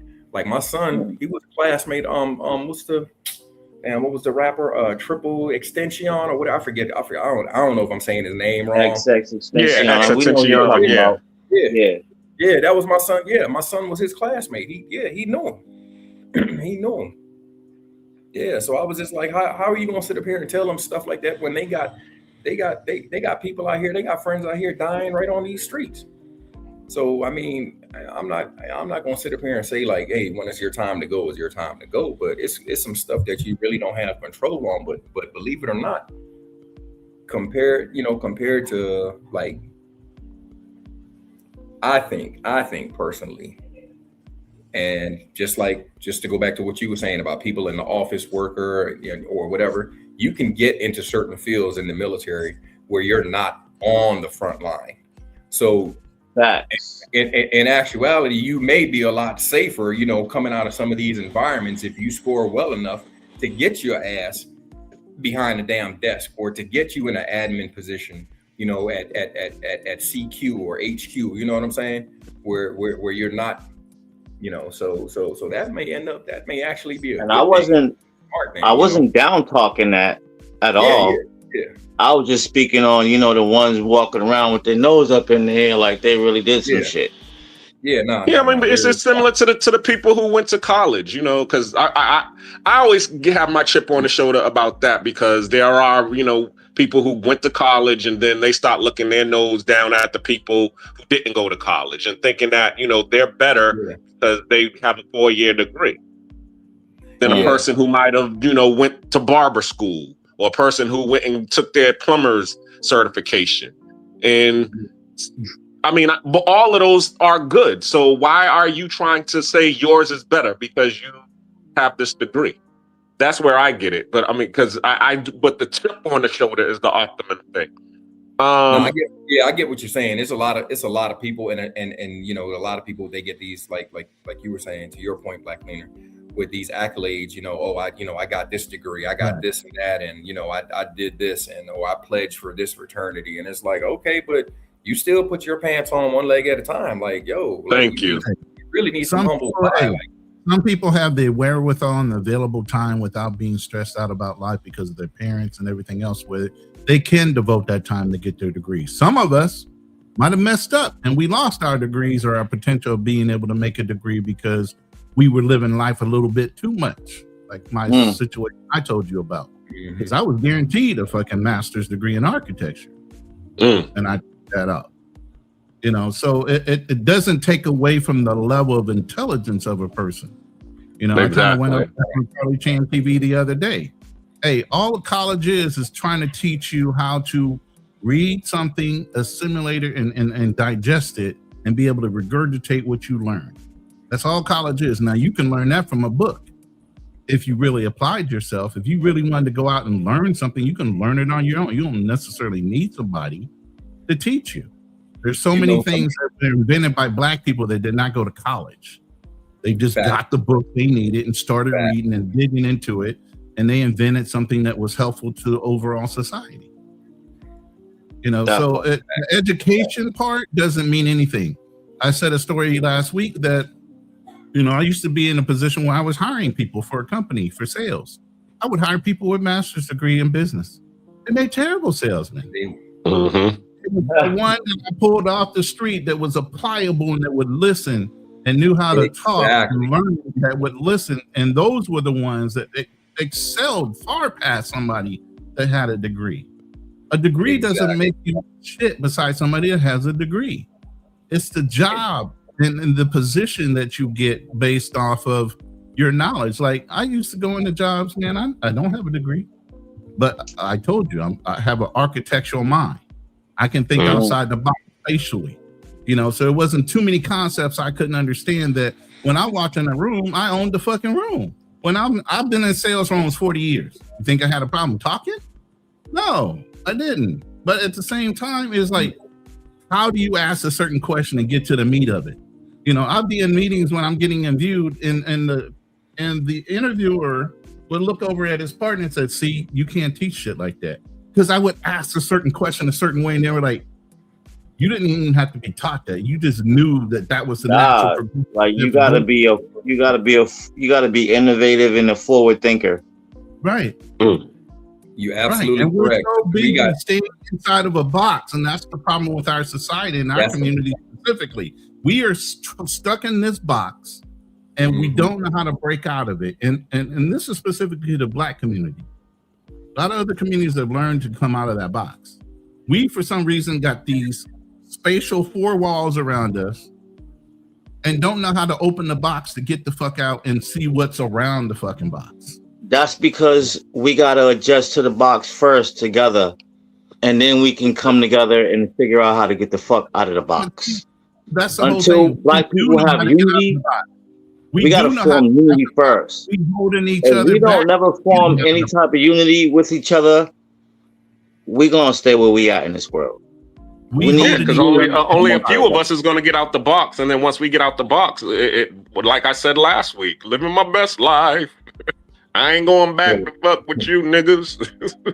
You get out that box. That's the mindset you got.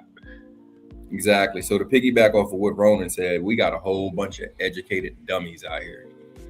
So like, and 9 times out of 10, what you're learning, this is what I figured out. Which 9 times out of 10, if you don't have that, damn, that is so crazy. If you don't have that practical knowledge, what you learn in school, all that is, that's to open that door. When you graduate college, you don't know shit.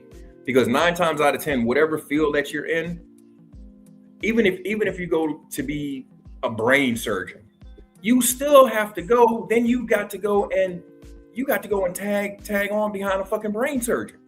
Yep. Just because you got to go and do like another 8 years or so while you're just watching. You got to go and be an intern, and then you get elevated up to the next level before, you know what I'm saying? Before they hand you that scalpel and tell you, okay, now it's your turn. You know what I'm saying? So just because there's still that practical knowledge, you get in there and you may get the basis of it. And especially like for me, I was in technology. I was an IT manager. And by the time that, like, whenever we would go and take courses, by the time we would take that course, because you got to think IT moves so fast. By the time we would take that course, that shit was outdated, because IT moves at the speed of light. So by the time they get the course, they go and they print the materials, or however they deliver those materials to you, to get down to in a classroom setting. They may be on the next shit while you just sitting here learning. You know what I'm saying? So it's to me that having that degree, that's just to open that door. Now, what you do with that opportunity and that open, that's where the rest of that stuff comes in. And that's why I like a lot, like you were saying, Ronan, it's some guys just with practical knowledge that on a day-to-day, believe it or not, some of the smartest business people are drug dealers. Some of the, I don't care who disagrees with me or not, but some of the smartest I met. So I used to work for this company, and I used to have to go and set up the electronic monitoring, the ankle bracelets. So I did that for, I went all around the country. I did that for state, local, on the federal level. And so I would go and I would get an office set up. I remember, it was in Bergen County, New Jersey. They had, the dude told me, the sergeant, he was like, "You see that young boy right there?" I was like, "Yeah." He was like, "Can you believe he got a multi-million-dollar?" He had a multi-million-dollar. Dude was like 14 or 15. He started when he was 11. And I was like, "What?" So somebody taught him the game, and he just kept his head low to the ground. And they said he was moving millions. By the time they caught up to him, he was moving millions. And it was only because they kept hearing his name. Young boy was in school, had all his grades, had everything. And they was like, if you would look at him, you would never know. Like a little nerdy looking dude moving millions. Now just imagine if you took all that knowledge, all that practical knowledge, and put that to good use in a business setting. Man, come on, man. He wasn't in a business. No, you take all that and put it in a legitimate business. A different product. Yeah. But he knew his marketing. This is a good phrase right here. Go ahead, Team. What you got to understand in this day and age, like, Black kids are not born into a fortune. We got to get out here and create our own fortune. So with a kid from the hood being able to do that and be smart about his movements, I'm not going to never shun my nose to him finding a way to get out. That's what it's about for us. We don't got the foot in. So we got to find a way to get out. Not having a creative fortune for us to just fall into and just be like, yeah, I'm going to figure out a way to make this money, because it's one thing to make it there, but it's a whole other thing to stay there. Yep, that's true. And to piggyback on that, because there's one thing that I did hear. I know some people don't like Dr. Boyce Watkins, but he did say this, and I thought it was profound. He said there's a big difference between the mouse that's in the cage versus the mouse that's running around in the field.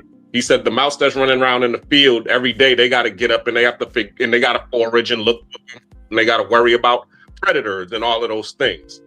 Versus the mouse that's in the cage, they just got to run the hamster wheel and do little tricks, and they're gonna get fed their meal. So it's the same thing with, you know, people. You know, you see these people that are in corporate or, you know, who work the 9-to-5 jobs. They're like the mouse in the cage. They're just, you know, doing the little tricks and running the hamster wheel in order to get their paycheck. Versus the mouse that's in the field, that's the entrepreneur. That's the one that's got needs the critical thinking skill in order to be able to survive out here. And you can't, I mean, it's easy for the mouse in the cage. I mean, it's easy for the mouse in the field to go and be in the cage and make money because it's just one simple thing that he needs to do on the hamster wheel and do things. But he's not going to like being in the cage knowing that he had all of this freedom once before. He'd probably kill himself if somebody put him in a cage. And then if you take that mouse that's in the cage and put him out in the field is probably going to kill him because he ain't smart enough to be able to, or have the critical thinking skills needed in order to be able to hustle out there. So now end it there. Anybody else got anything? I mean, I like this phrase that he Friend Zone Millionaire put up. He's moving with an army is advantageous. Moving with undisciplined multitudes, most dangerous. Sun Tzu. That's very true. Nice. That was a comment. Yeah, we gotta let that be known, brother. When we get comments, we like the comments. We gotta let it be known what we're doing. Yeah, that's nice. Yeah, there was plenty of comments up here. So I posted that one. But Friend Zone Millionaire. I like that name. That's what's up. Bro say the council of that's what's up. Oh shit, what up, Kaz?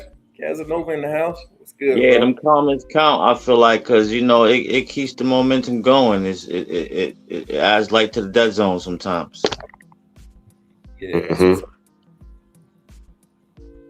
So I would have loved to be on when Gone Girl was on. I'm kind of looking back at that while you guys are talking. Yeah. I mean, as I told in one of my lives, I think it was the one that was last week. I love having Gone Girl on because, and my cousin Keem, because my whole life I've always been in the middle. I've always been not corporate enough. As I said, like Michael Jackson said, too high to get over, too low to get under, stuck in the middle. That's always been me. You know, I've never been corporate enough to be, you know, hanging with the corporate people. And I've never been, you know, built. I ain't built like this in order to be able to hang with, you know, the kids in the street. But I associated with both of them, you know. All right, so you know what you got to stop doing is you got to stop saying that and accept the fact that you fucked with both sides. Exactly. No, I am. I know who I am. I mean, and I said that even in the last live. I mean, my mother was this. You know, she was the glue. She was the one that you know would unite. Because you know she was a registered nurse. So she would go. That was considered a prestigious job. You know, the people in the street and the people who had degrees. So she was able to navigate both and glue them all together. So I try to do the same thing. I just try to walk in my mother's footsteps. All right, there you go. You was going in and out. I don't know if you're going in and out because you're moving the phone around, but you're going in and out a little bit. Sorry. But you heard what I said, right? Yes. Okay, cool. Let me see. Was there any other comments? Actually, we got a new comment. Hold on. Nobody made a comment. Well, I'll be that mouse in the cage. I want to know how you big up in my boy Miguel first and you in my room. You should have big up me first. The hell? Yo, what up? Shout out to Casanova. Go ahead, Black man. Yeah, what up? Yeah, well, I'll be that mouse in the cage since my last check Friday was what? 300? I can't see that other piece. Let me 36. Oh, 36,000. Yeah, 30. Oh, 1,000, yo, my bad. I'm short, bro. I'm shorting you. My bad. I can't even read. 36,000. Yeah, bro. Hey, let me hold something. I'm shooting bad For real. down here. let me get a little loan. What's good, bro?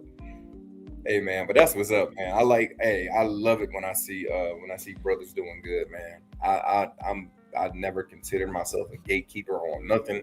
If I got information or how to give some advice to anybody, man, it's yours. You know what I'm saying? Because right. I love that. Yeah, we all like. I want to see everybody. I mean, it's enough out here for everybody, man. And unfortunately, there are a lot of gatekeepers. You know what I'm saying? Sometimes people think that if you eat, you're taking something off of their table. You know what I mean? So it's crazy. Yeah, it's definitely about having an abundance mindset.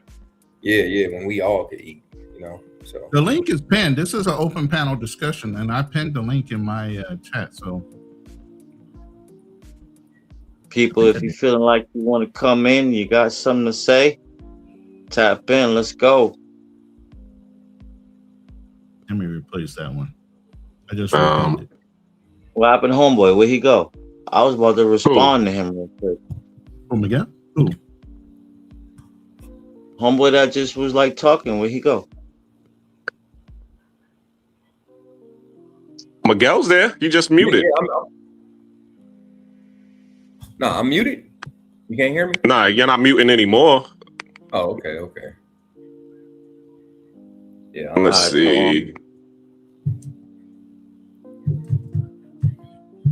What was your question again, brother?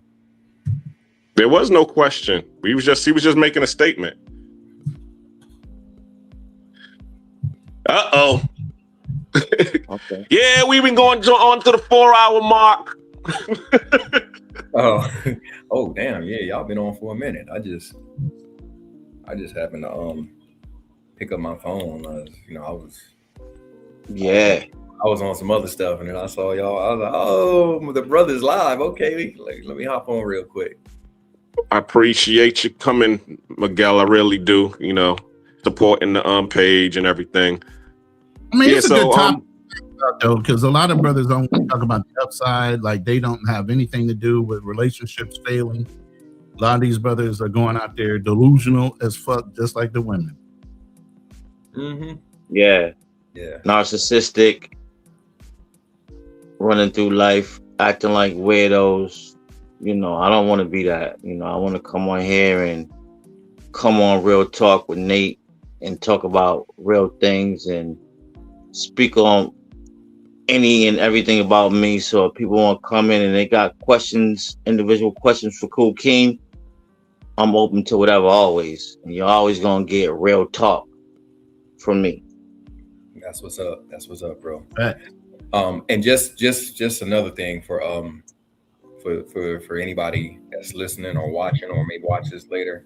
If you have standards, don't let anybody, I mean, I know we're talking about like we were talking about some brothers being delusional or whatever, but a lot of times you have women in a relationship, just because you have standards, they'll try and tell you that you're being this, you're being that, you know what I'm saying? You're being controlling, you're doing this, you're doing that. Nah, bro, like if you ain't out there, I mean, I'm not trying to say be out there and, hey, no, you got to do this, you got to do that. Like I remember one time, I was with this chick, right? And we was going somewhere, and what she put on, I told her where we were going. And it was what she put on, it wasn't appropriate. And I was like, nah, you got to go change. And she took that as like an insult. And I'm like, nah, because you're going to be a reflection of me. I'm not, right. No, like I told you where we were going. That's not appropriate. Then the whole thing, oh, well, you want to what? You want to control me? You want to tell me how to dress? You want to, bro, I just got in my whip and bye. I'm not here. Nah. So, bro, I feel like maybe the best way to eliminate that would have maybe has picked her a dope ass outfit yourself. You know, sometimes you gotta go and present the present on the bed. Like, can you put this on for me? You know what I'm saying? No. So maybe. That's actually a great point, because my shorty, I just took her shopping and I picked out all the stuff, you know what I mean? So, but at this particular time, me and this chick, we wasn't at that point for me to, you know what I mean, be like, so I just told her, hey, this is what we're doing, you know what I mean? Like, this is where, you know, here's where we're going. And, you know, so, and I told her, I was like, you gotta, you know, it's a little upscale. So, you know, you gotta be presentable. You know what I'm saying? Like I ain't talking about no James Bond tuxedo or nothing like that, but you know, it's definitely wasn't like a jeans or a short, you know, attire. You know what I'm saying? So, like, damn, I get it. And maybe she would have felt a little disrespected if you would have. Nah, bro, fuck that. You should have gave her a little bit more description and understanding of what you wanted out of her. You know, that's also a test too of her ability to assess the situation and know how to come to the arrangement that you invited her to. She should know that, hey, this is going to be a formal black tie affair. I need you to wear a gown. Hey, this is where we're going, and see what she comes up with. If all she knows is motherfucking ratchet, then you already know where she's coming from. If she knows, hey, bro. Wait, let me finish. If she says, hey, I know I need a gown.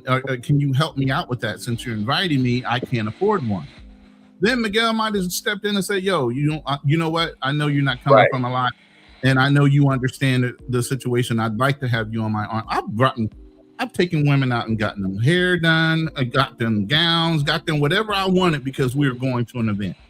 Right. You know, but you can't read somebody's mind. You get what I'm saying? I can tell you, hey, I'm taking you to this event. If you turn around and say, I'd love to go, but I can't because of these reasons, if you can help her out to get it because you're trying to take her out, why not? But if she just comes like, hey, I'm going to dress ratchet as fuck, and this is just my standard, and if you don't like it, you're fucking controlling. No. There's a standard to when you walk in that room. This is business. You know, I got in that room. I got a whole bunch of people in that room. I should be able to have you in that room, you having me somewhere else, and you're still talking me up, even though you might be on a whole nother side of that fucking room.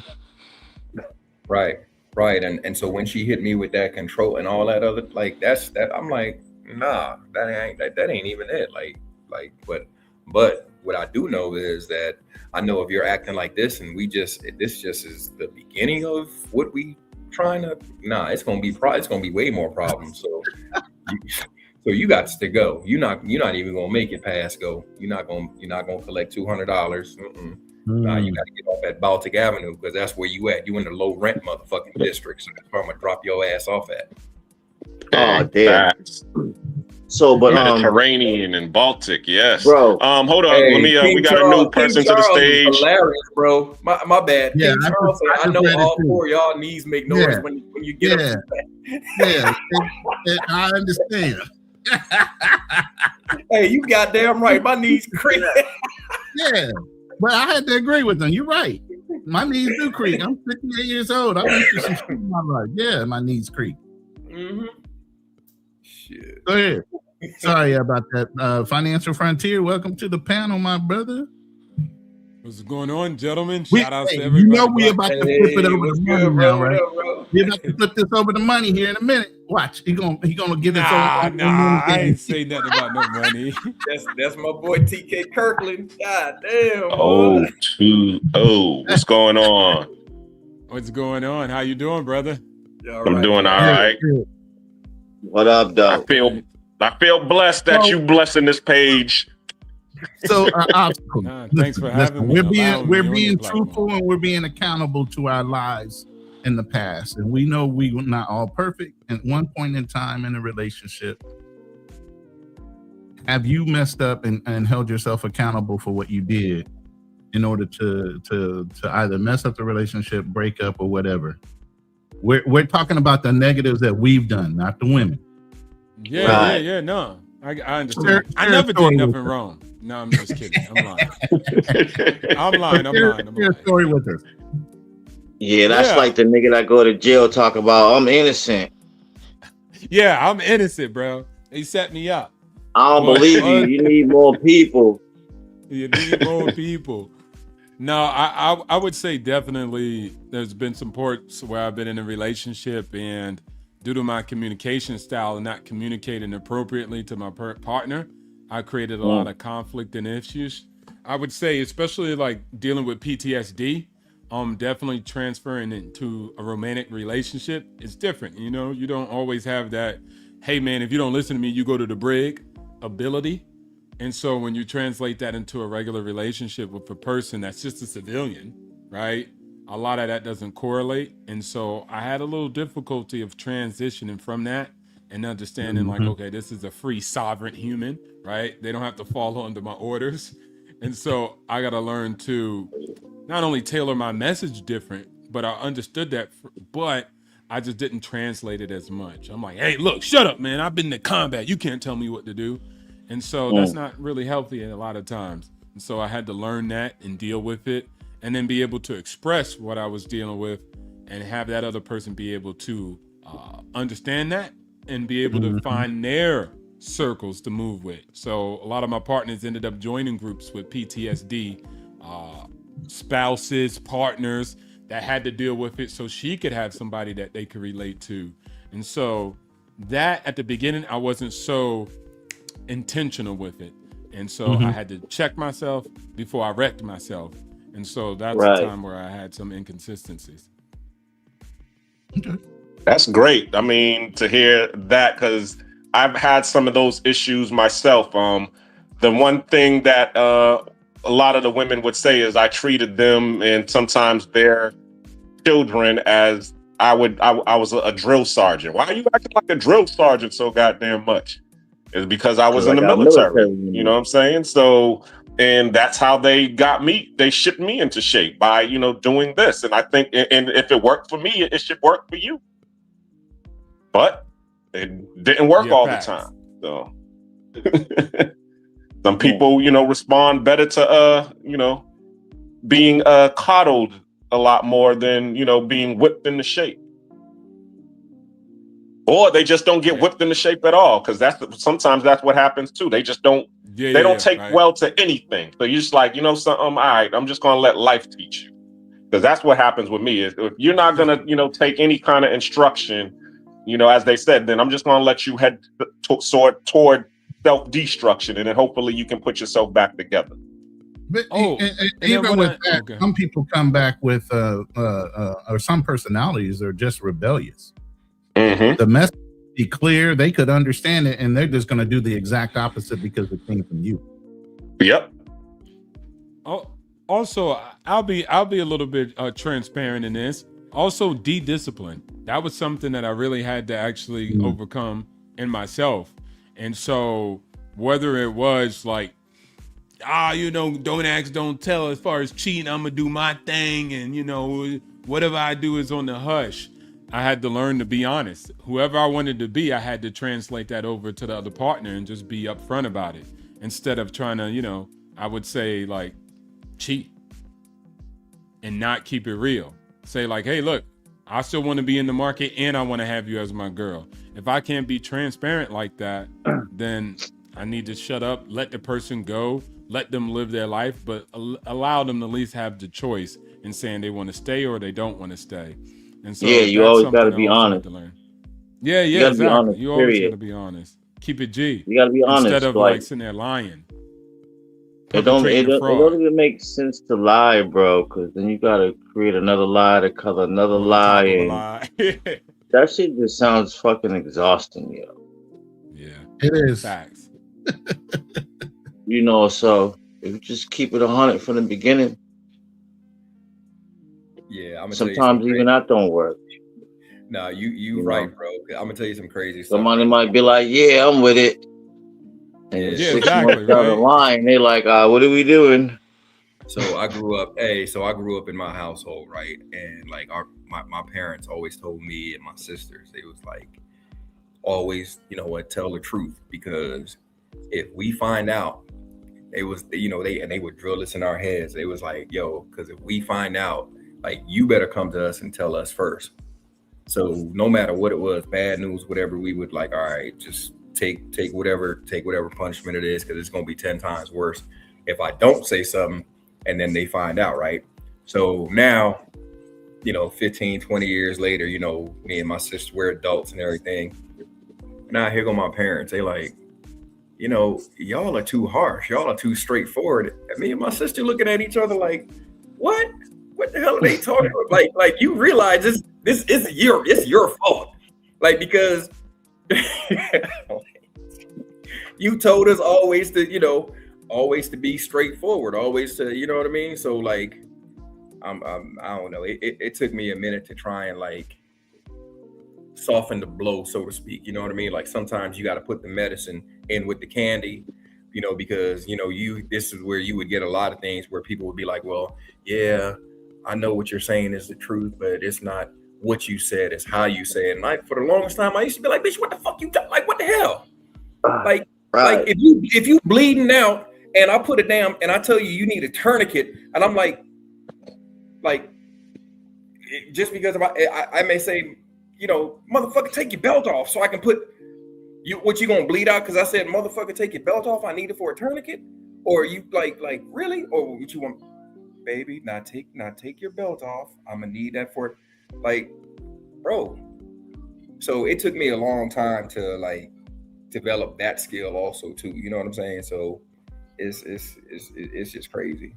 All right, quick question. Yeah. Random. So domestic violence in relationships. I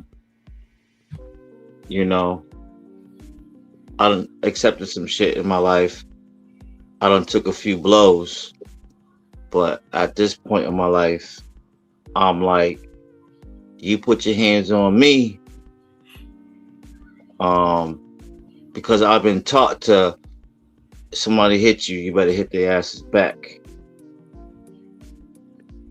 So at this point in my life, I don't feel like I am a woman beater, because I'm never gonna physically put my hands on you first. But if you put your hands on me, I'm gonna slap your ass back. You better believe it. How y'all feel about that? That's just my perspective. If I got it on camera, maybe I can get away with it. But if I ain't got it on camera, nope, I can't. Nope. So nope. I'm 6'2". Most of the women I've ever dated are smaller than me. No, it wouldn't even matter. The cop would look at me like, 6'1", so I'm not a little dude either. Yeah, the cops would look at me like, brother, you could have took that. You could have took that and just her out the door. You know what I'm saying? But I'm just my point is, I'm not taking no physical abuse anymore. Like, you're not just gonna haul off and slap me in my face and I just gotta accept that. No, I'm not doing that no more. I have accepted that at some point in my life, but I'm like, no, like, you know how like powerless that feels, like. But the whole thing is not necessarily you accepting it. Is where did you go wrong in your vetting process that you allow somebody in your atmosphere? Yeah. Like they could do that. Well, sometimes we make wrong choices, and people are very good actors. So, Yes. Well, you just adjust, as they say in the military, adapt and overcome. It's funny that you say that, because I was just in a kind of a situation like that recently. This person, their birthday was around the same time as mine, and they hit me with the "Hey, big head!" Like I got the Panamanian "Hey, big head," and I'm like, "Yo, you told me not to call you again. Well, what you calling me for?" "Oh, it's my birthday." "Okay, well, it's my birthday too. What's up?" "Oh, well, I want to see you. Let's celebrate our birthdays together." I thought you was about to say. Yeah. I was about to say no, cleaner, no. Which one? I was like, you out there cleaning clocks too? Okay. So anyway, long story short, I'm trying to. This was one that I never got a chance to deal with, you know. And so I was like, all right, I'm gonna since my birthday, I'm gonna treat myself.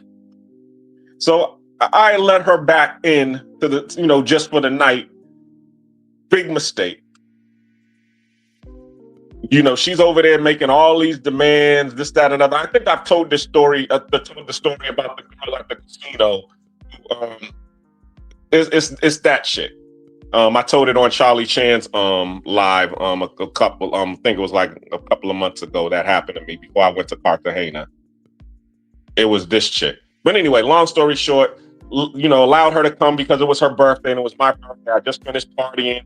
It was late at night. So I'm just like, all right, what's good?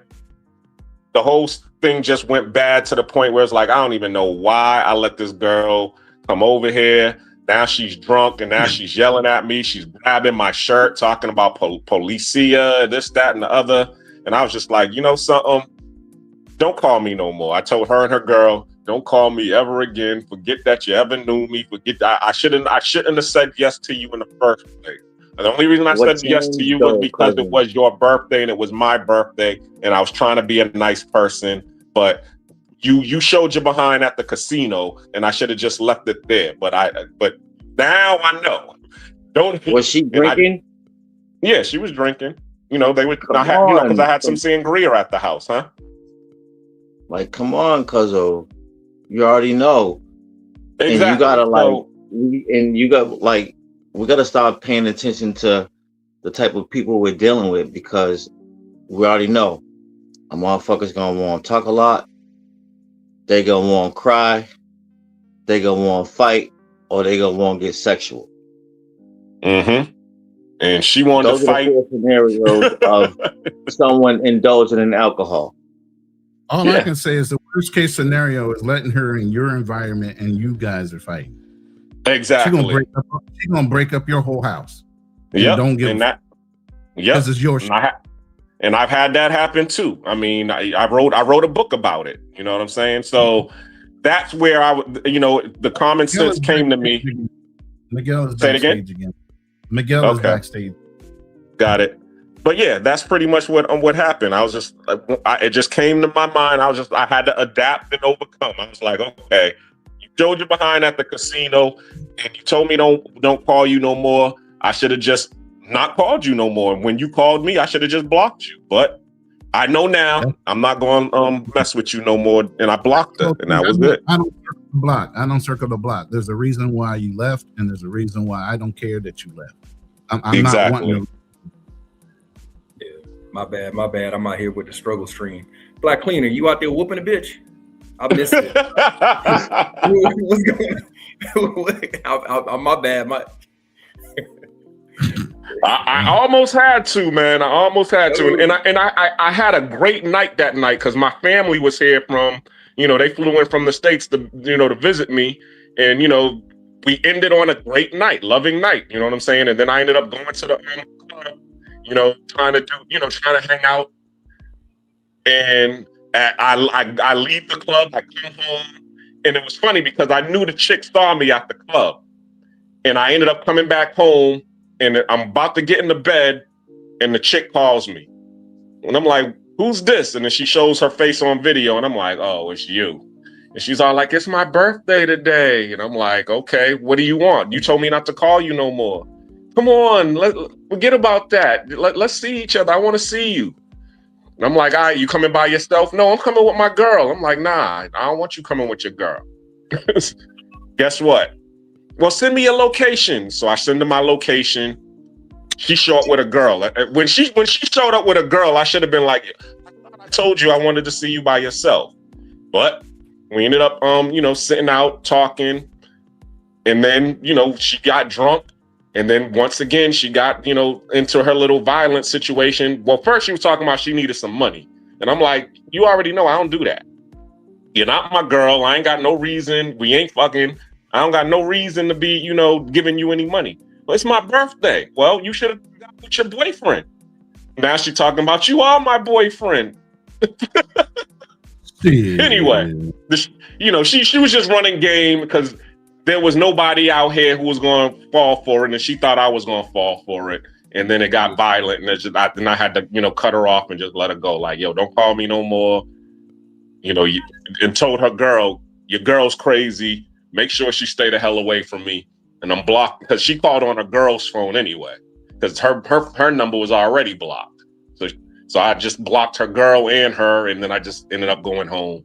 But yeah, she was grabbing on my shirt, talking about she about to call the police and all this stuff. And I'm like, I ain't even do shit to you. The only thing I've been doing is being nice to you. And her girl said it too. She was all like, yo, calm down. Why are you getting all violent? Yo, it's my birthday. I want to have fun. You called the wrong dude. That's on you. You should have never brought your ass over here if you thought you was going to get something from me. So anyway, it was just a wasted night. Well, it was a good day that turned into a bad wasted night. So that's what happened. But I didn't hit on him. I just, as you say, I did the Chris Rock. I shook her. What's wrong with you? Bitch, you crazy? Oh shit! Okay.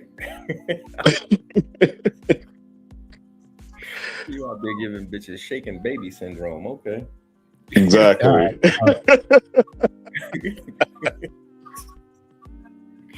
Oh man. I don't even. Yeah. I don't like. So I'm not gonna say. Whose phone is that? Mute your phone. We hearing music.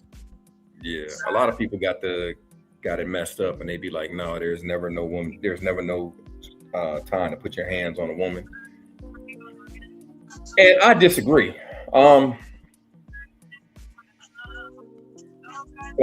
You can't I see online.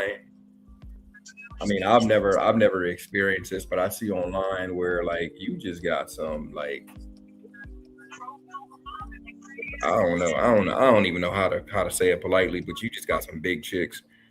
And I think they get with these smaller dudes or these little skinny dudes because they know they can press them.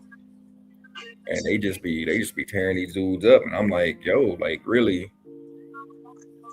A lot of times it's not even about that size. It's that testosterone and everything. And this is what some women don't really realize.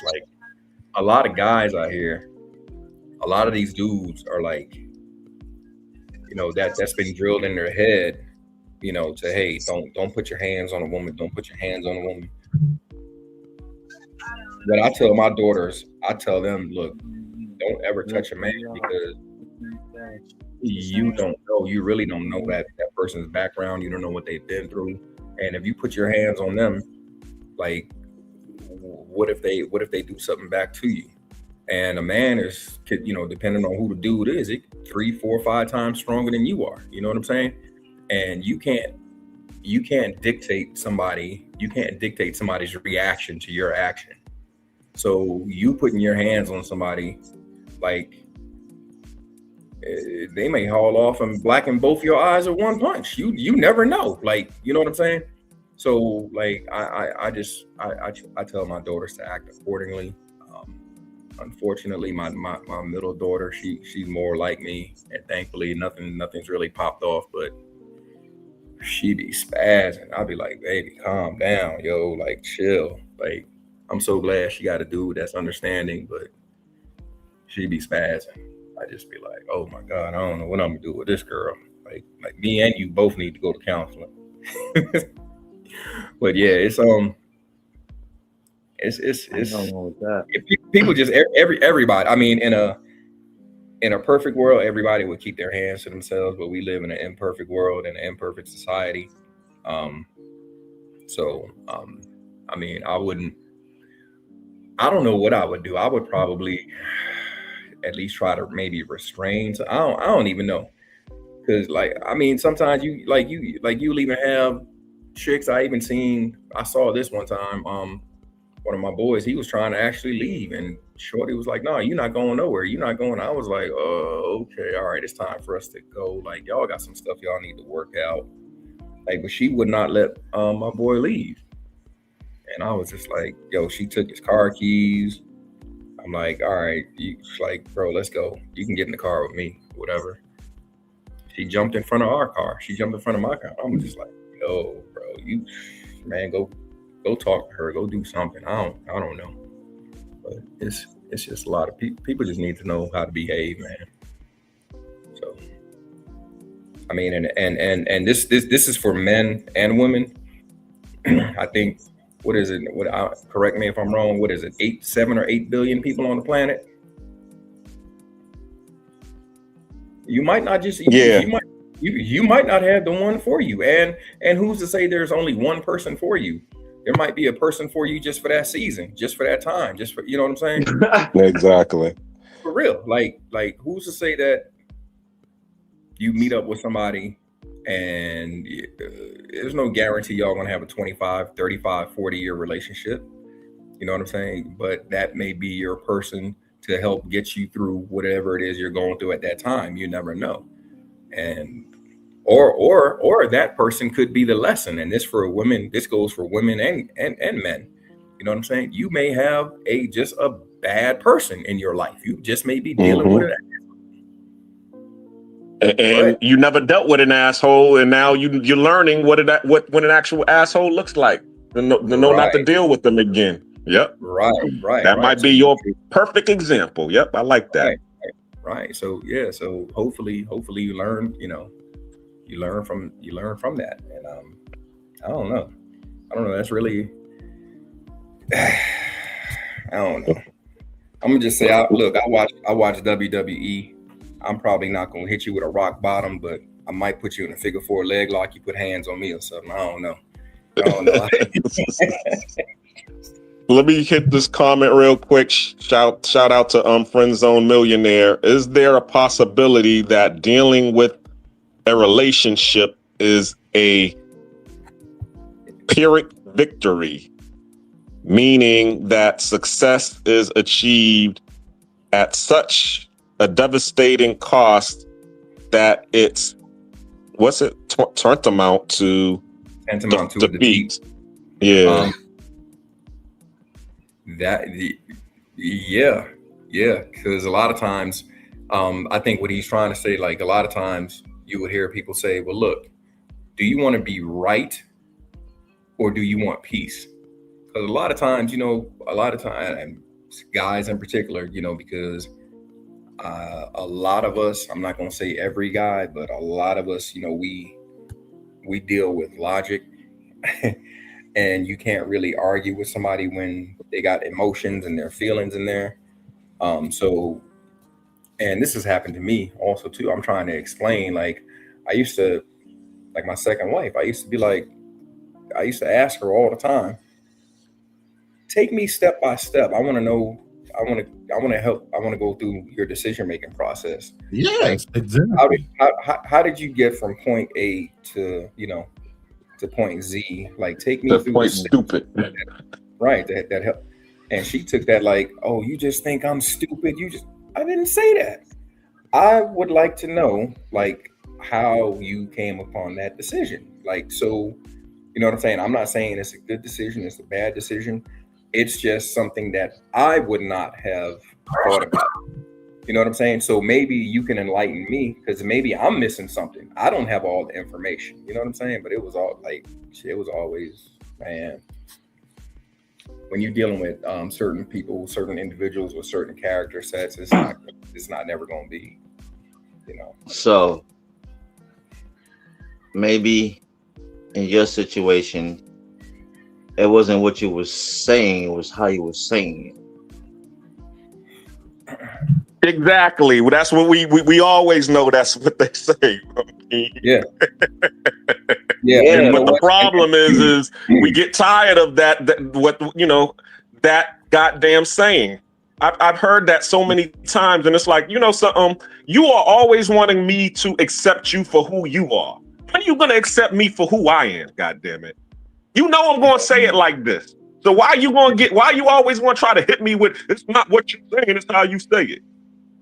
Well, it's not even that. A lot of times when they'll pull that out when they feel backed into a corner, and it's almost that's just being respectful. Like who got caught with their hand in the cookie jar. You know what I'm saying? Because, and had I had my wife at the time, if she had the tool set to actually communicate effectively, because I thought I mean, I don't know how else to say it. And believe it or not, I'm really a calm person. I am really, until like you could step on my toe, you could do what, you know, it's certain things that tick me off.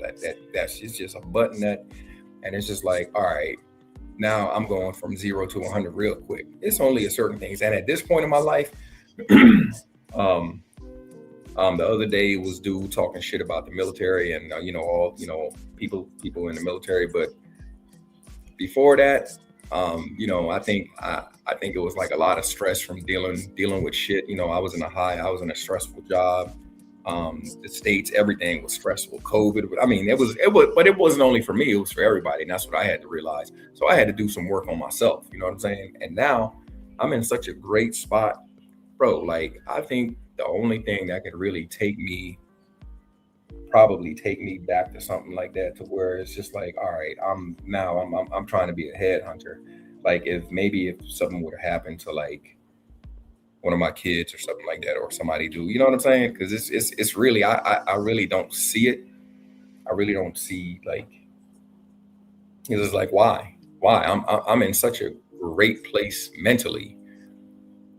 You know what I mean? I can't really see anything that's just knocking me off the throne right now, so to speak.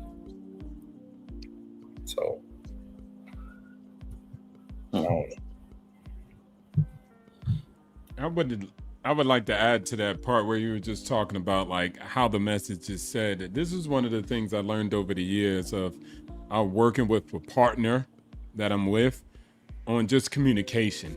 Because communication is very crucial, and it takes EQ, emotional intelligence. And a lot of the actual, like, if you talk about like therapy or just information that most people have, it's like, that is a famous saying. It's not what you said, it's how you say it. And again, it's also how you interpret it.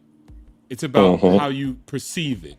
And so that is always a moving variable that's hard to understand. It behooves you as a mature adult with high EQ to be able to hear a message regardless how the message is translated, because it might actually even save your life.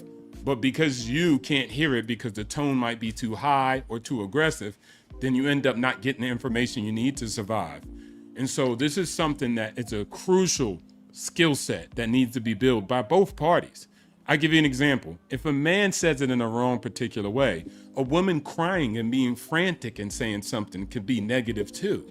So both are not great ways to communicate, but it is up to both parties to understand how they're communicating and then get the message and grasp it, right? Not trying to change you to say, hey, the way you're speaking is wrong, and I'm going to disregard everything you said and talk about the tone of it.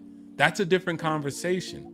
But again, also, it goes not both to cut ways. you off, Go ahead. but also being talked to and not talked at shows a level of respect. Yeah, again, I think that is something that also needs to be interpreted. You could just feel by anything I say, by a certain particular word or a move of my eye, that I was being talked at and not talked to. So that is very lucid. Yeah. And again, it's up to you as an individual who's communicating with a partner that you say you love the most, that you must understand not to interpret those messages to mean that, oh, you're talking at me, so you know what? I'm not going to hear anything you say. That's childish in your interaction. That's not mature. If a boss says something in a particular way, you might not like the message, but you still have to get the thing done. And that's being a mature professional. Just like a customer. If a customer walks in and starts talking crazy, you can't start throwing hands. You got to what? Maintain frame to be professional and be able to actually deal with that from the way that person is coming. And so I think it's just like, you have to be calm inside and stoic inside and build that character to be able to interpret many different messages, because you might actually get lost in your interpretation. The intention of that person is not to do that. You just interpreted it that way. And then that can damage your relationship in the long run. That's my opinion on it. Nice. Facts. Wanted to say this comment right here. Salute to who's that? Juan Terry Rush. Yeah. Howard. Yeah, Howard. Shout out to you. Good topic. Y'all boys is rocking it out. I see. Well, thank you. I appreciate it. Yeah.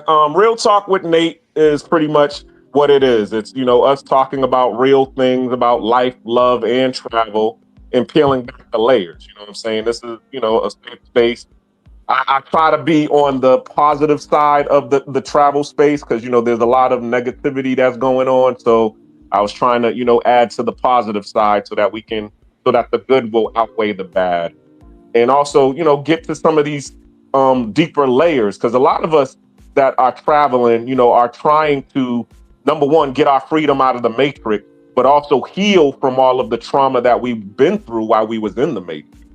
And this is pretty much, these are why I have these types of subjects, to be able to talk about this stuff and be able to, get the healing, started in our journey. So I appreciate you watching. Who else? Like and subscribe. Salute to my brothers, Ronan the Traveler. See that. Who's this? Caribbean Casanova. Oh, Steve's in the. Oh wow, I didn't know he was in the building. Yeah, he's been in the building. Okay, he's been in direct sales since 03. Commission, no sales, no eat. Yeah, definitely need to have the. Well, that's one person I would definitely want to have on the panel. He's still on here. CC, Caribbean Casanova. I don't know, but he's always welcome to come on mine, because I've never had any issues with him. And I guess that's. Say it again. I'm not saying that at all. He's got my wrench. Well, there you go. Exactly. But, yeah, I've been in sales for, like I said, almost 40 years. So I've been 100% commission since like 2010.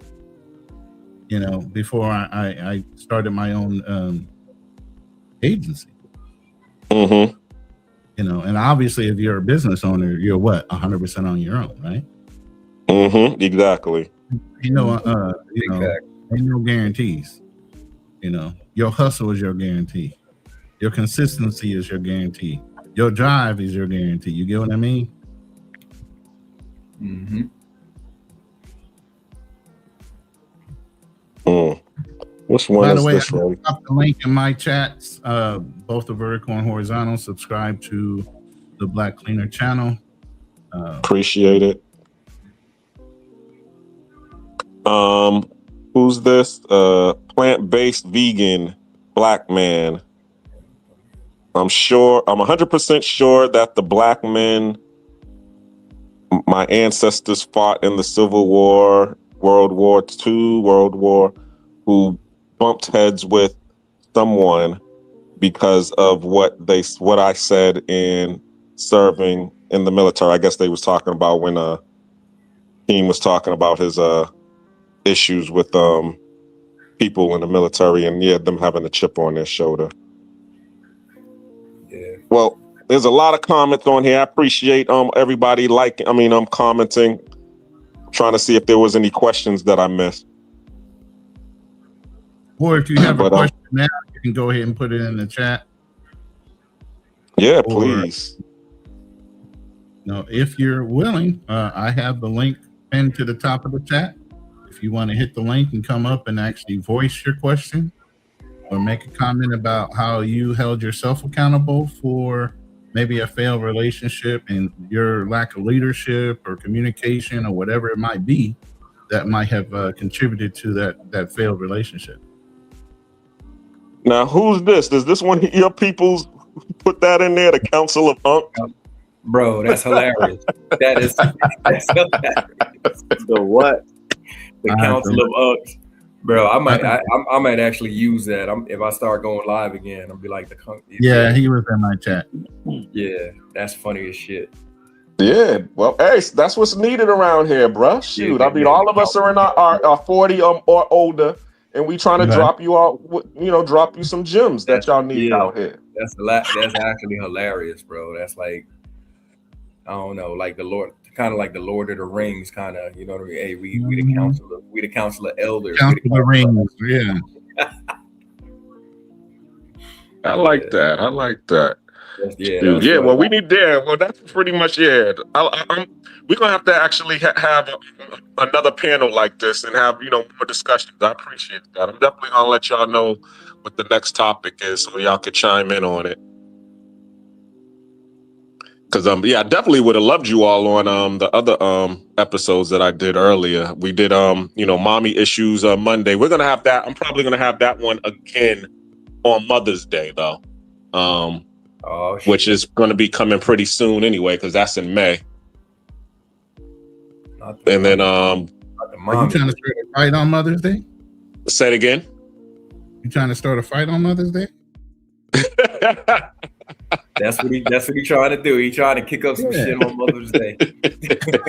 Well, it won't be on Mother's Day. It'll be on the Monday after Mother's Day. But still, trying to stir the pot. He's trying to stir the pot. Okay. Yeah, I'm a what's it called? On Sunday, we're gonna take them out to dinner and give them all the flowers and candy and everything, and then on Monday we're gonna talk about how ungrateful they are. Exactly. I took and she talking about Cheesecake Factory. What are you talking about, Cheesecake Factory? I don't need that Cheesecake Factory no more, baby. Oh man, salute to the moms. Well, yeah, really, the last mommy issues we was talking about, how they have affected us either through their nurturing or their neglect. That was really what the main issue was. So I guess and we was able to unpack some of those things, but I really wanted to go a little bit, what I'm saying, like how we're going deep into the relationship aspect now, because I think we only was on for 2 hours, and here, darn, we done went almost 5 hours, 4 hours 39 minutes, and this has actually been my longest live. So, and I appreciate y'all. But is there anything else that anybody want to talk on? Touch on while y'all are on here?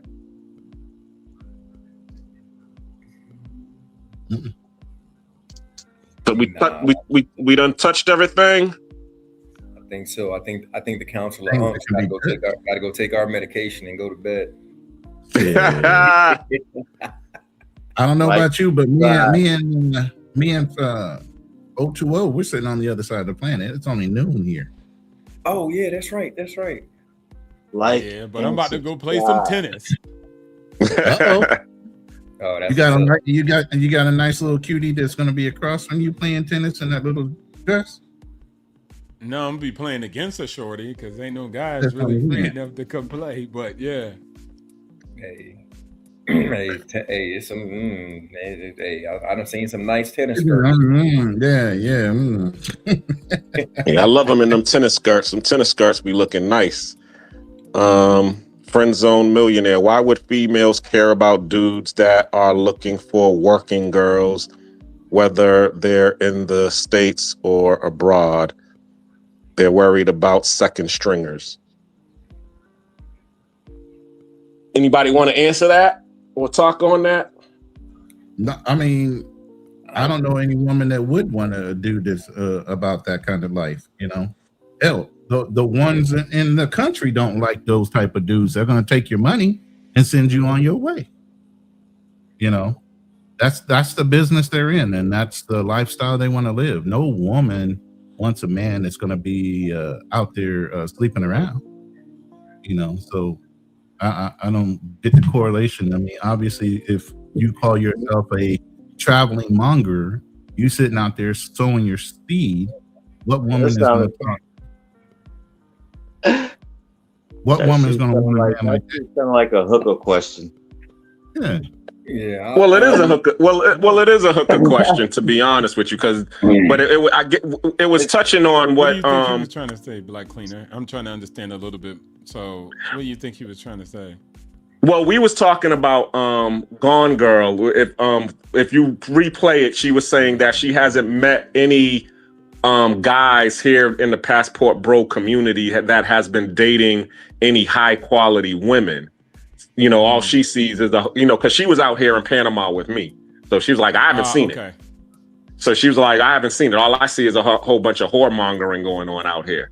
So I was saying, no, I mean, yeah, there are men out here who are, sowing their wild oats, but usually, as Miguel was talking about, those are the weekend warriors. But, there are there are men out here that are dating high quality women, but most of the times you're not going to see it. Why? Because they're in the house with their high quality girlfriend. Their girlfriend is in the house cooking and cleaning and doing all of these nice things, and they, for them, and they're going bowling. The reason you ain't seeing it is because you're probably not in the places where those people are going to be at. I was just about to say that. Plus, most guys, even if they do pay for play here and there, most people just have some girl that they really rock with. They're just not going to broadcast that individual because most people just don't broadcast, especially men, they're women. And so at the end of the day, you just might not know about them. But again, I don't take kind of like the working thing and no girls checking for you. Girls are out here doing the same. People are just exchanging their humans. They're in the marketplace looking for what they're looking for. And I think there's really no like, we're looking for this. Maybe they're looking for second string at a certain point in time in their life when they might want to settle down looking for second string individuals because they might have things that they're looking for. So I just think it's a plain market. People are just doing whatever they want to do. And girls are, meeting many different types of suitors in their ventures. And so it just depends. But I don't think, people are checking for people at the end of the day. Right. And also too, just to piggyback off what you're saying, a lot of women, they like, I don't know if it's pheromones, I don't know what it is, but they don't want you unless you're already attached, or they don't want you unless they see that you have something else going on. You know what I'm saying? Like pretty sure we've all had our little spells when you'd be like, damn, where all the girls at? Like, I ain't got nobody. And then as soon as you get a girlfriend, or as soon as you start kicking it with somebody, here go all the, you know what I'm saying? It's like they know, like, oh, okay, you got it now. And then all of a sudden your DMs are flooded and you like, well, where were you at like a month ago when I hit, so. And I think not so much, I think the girls like saying high value, it depends on what she interprets as high value. Like a lot of girls or just people general, it's high quality match. People are looking for specific traits. So even though like a guy might come in here and she's not from a rich family, she has certain qualities that he says that's a high quality match for me. So he doesn't really need money from her or her to hold the same type of job, but he needs maybe affection, love, or how she deals with him in a relationship. And so again, that girl might be seeing it as like, oh, this girl's broke, or maybe she doesn't speak English well, so she's a low quality. That's not quite accurate or true. For that match of what that person wants, that's a good match for him. So I would call it a high quality match versus a high quality man or woman. And so that's why I say it depends. The beauty or the match or the value is in the eye of the beholder. And then they make that exchange in the marketplace depending on what they want. And so I think a lot of people just do that. That's more of a trope, gaslighting, just, being negative about the whole market. Like, oh yeah, you're working. These girls are busted. You couldn't get a real girl back in the stateside. That's just things that people say, but people are having real, genuine relationships for the most part in life. Facts. Most people are with like regular people. They're not like with Instagram models and stuff like that. Like they're just with regular people having regular relationships, even if they're working girl. Working girls got regular relationship guys. I don't know if you know, but they do. So all of them. Some of them are the taxi driver that dropped them off. Exactly. Came on a scooter and dropped them off, right? So it's just like, it's just regular people. Yeah, some of these Jones out here be married and everything, but they know it's like their spouses know that they can make way more money.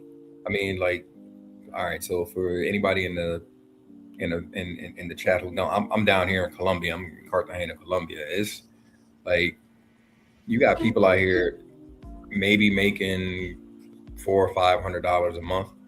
You know what I'm saying? So like, it's nothing for women, even professional women, to do a little, do something strange for a little piece of change when they may get into a bind.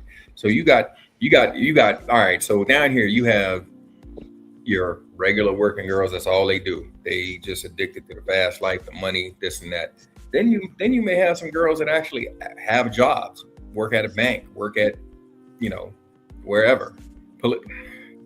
We just had some police officers over at the hotel the other day, and my boy was talking to one of them, and he went to give her some money. She was like, no, I'm cool, this and that. I don't get down like that. So he was like, all right, cool, bet. 2 days later, she's sending him pictures of her son. Was like, oh, I had to take him to the hospital. Now I need money for medication and this and that. But he showed us a picture. He was like, yo, shorty over here tripping. He was like, she must have forgot that she already showed me a picture, showed me pictures of her family. So the picture, she showed him an old picture of her son when he probably was sick, like maybe like a whole year ago. And it like little buddy is like 2 years old now, but in the picture he like a couple of months. And so she over there playing games, you know what I'm saying? It's just like, wait a minute. So when he offered you the money, you felt some type of way, but now you feel like, all right, I got to scam him out of some money. You know what I'm saying? So I call those the part-timers. They may need a little something to supplement.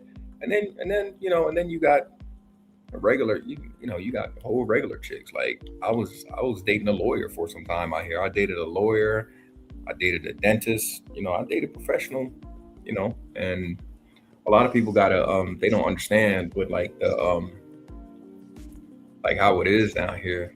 It's very, let's just say that it's the standards is the women are like, it's the societal norms are kind of like different because it's like more free. It's more, you know what I'm saying? Like the United States in particular, I mean, it's still kind of like this Puritan culture type thing, So, and like all of these professional women, like I took them out. We went out to dinner at the walk, and that same night it was like no hangups. We went back and it was like, all right, we got down. And we had a relationship, a couple months, you know what I'm saying? So it's different, Yeah, because I mean, as you just said, I mean, here in Latin America, because Panama is included in that too, it is legal here. You know what I'm saying? So there are a lot of girls, and it was funny because as I said, my family was here for the weekend. And we went out on Thursday night to Casco Viejo.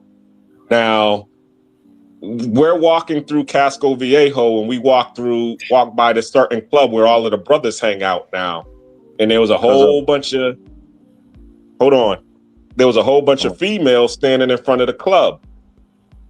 So of course you can tell that they're working. So we're walking through, my families are all behind me, and all of a sudden, all of the girls light up, and they're like, hey! And I gave them all a hug or whatever, and I keep walking. So my brother's wife is like, "What the hell is going on here?"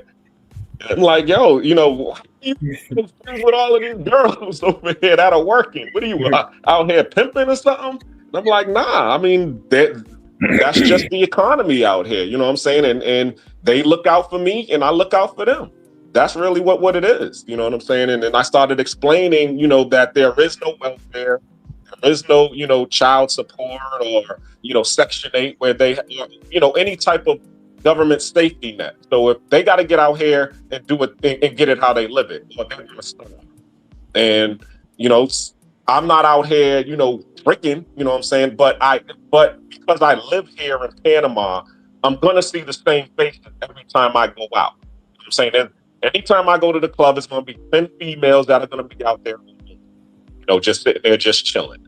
So therefore, you develop a relationship and just just laughing and joking, just be yucking it up outside the club. That's how they know me.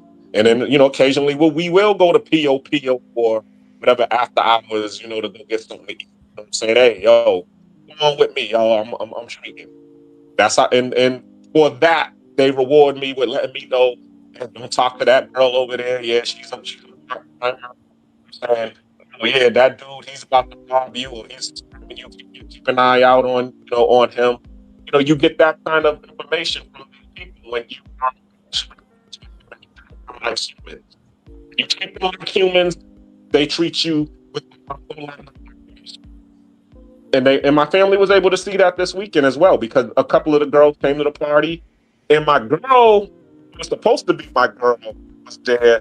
She cooked and then sat down the rest of the night. The rest of the girls was cleaning and just doing all of the stuff in order to make sure that the party was successful. And then my sister-in-law, she was like, "God, you guys are fun." Yeah, I do. These were the same girls that you was kind of asking me about when we was down in Casco Viejo. These are those girls. But as you see, when they on their day off and they chilling with me, this is how I get treated. You know what I'm saying? They treat me with the utmost respect. I treat them with respect. I don't judge them. Sorry to be long-winded with it, but I just wanted to get that story out there. So that's what's up.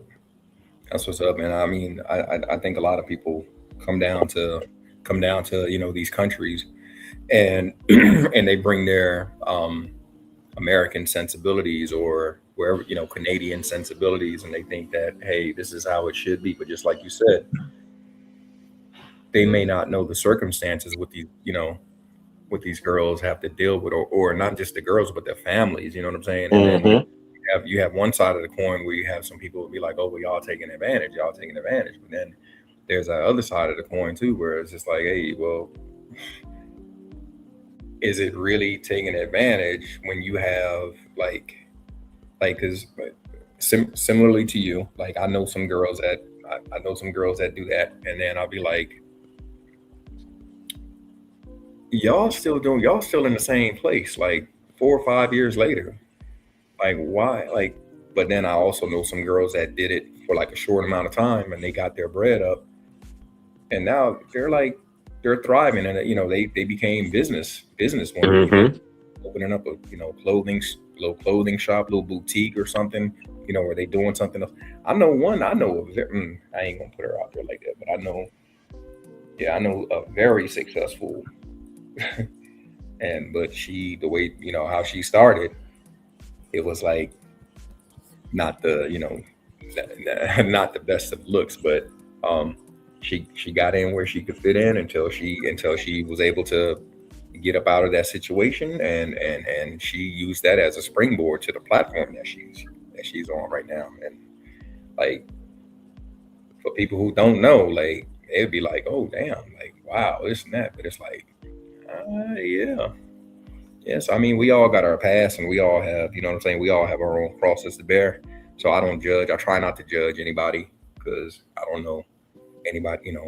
We don't know the circumstances behind why people do what they do. So I try to give grace. And as I said, I come from a family of all walks and lives. We've had people that have lived their lives in the streets, and the only thing that we try to do is we don't judge them, we just encourage them. And if we can help in some way, shape, or form, we do.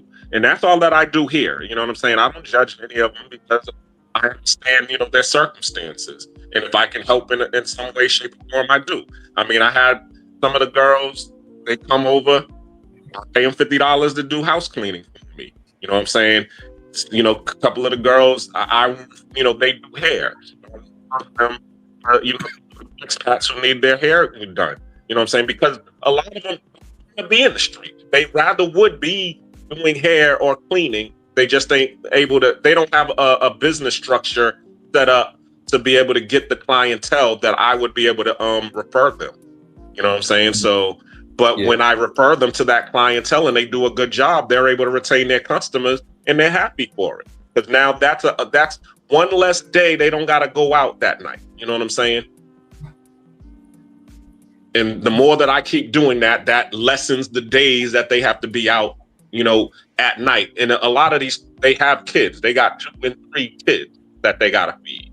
And a mama who's, you know, 50, 60 years old and too old to get out in the street. So that's why they put their daughter out there.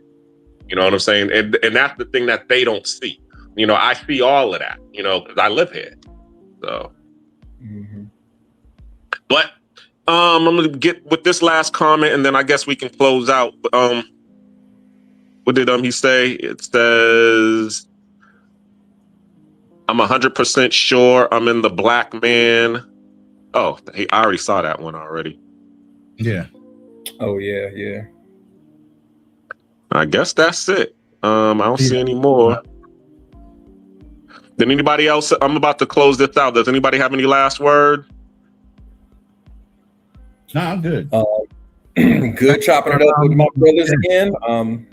Yeah, so sorry I got on a little bit late, but like I said, I was I was late too, Miguel. He was 107 minutes in when I saw that he was live. I knew he was live, but I was just working.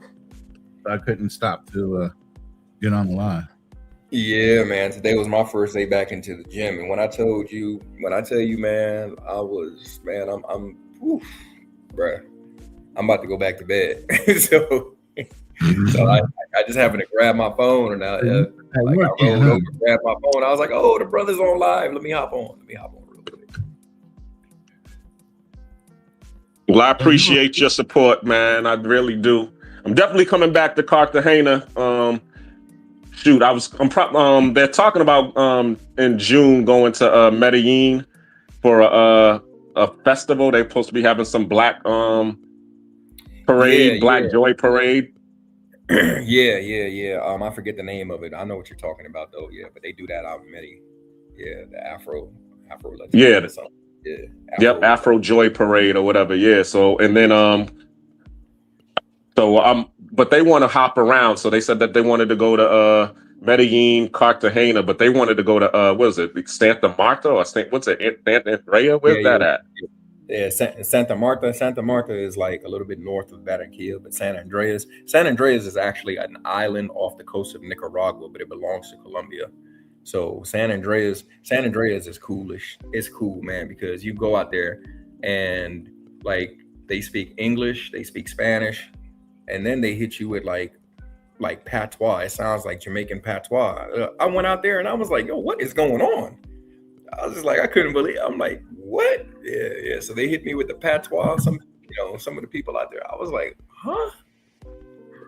Like, yo, I know I ain't in Jamaica. Like, what's going on? But yeah, it's different out there. It's different out there. It's cool. But yeah, it's off the coast of Nicaragua, man. But it's a beautiful vibe, man. Okay.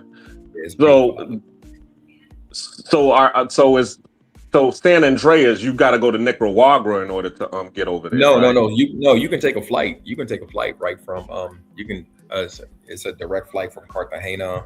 I think they probably have direct from Barranquilla also. I'm not sure.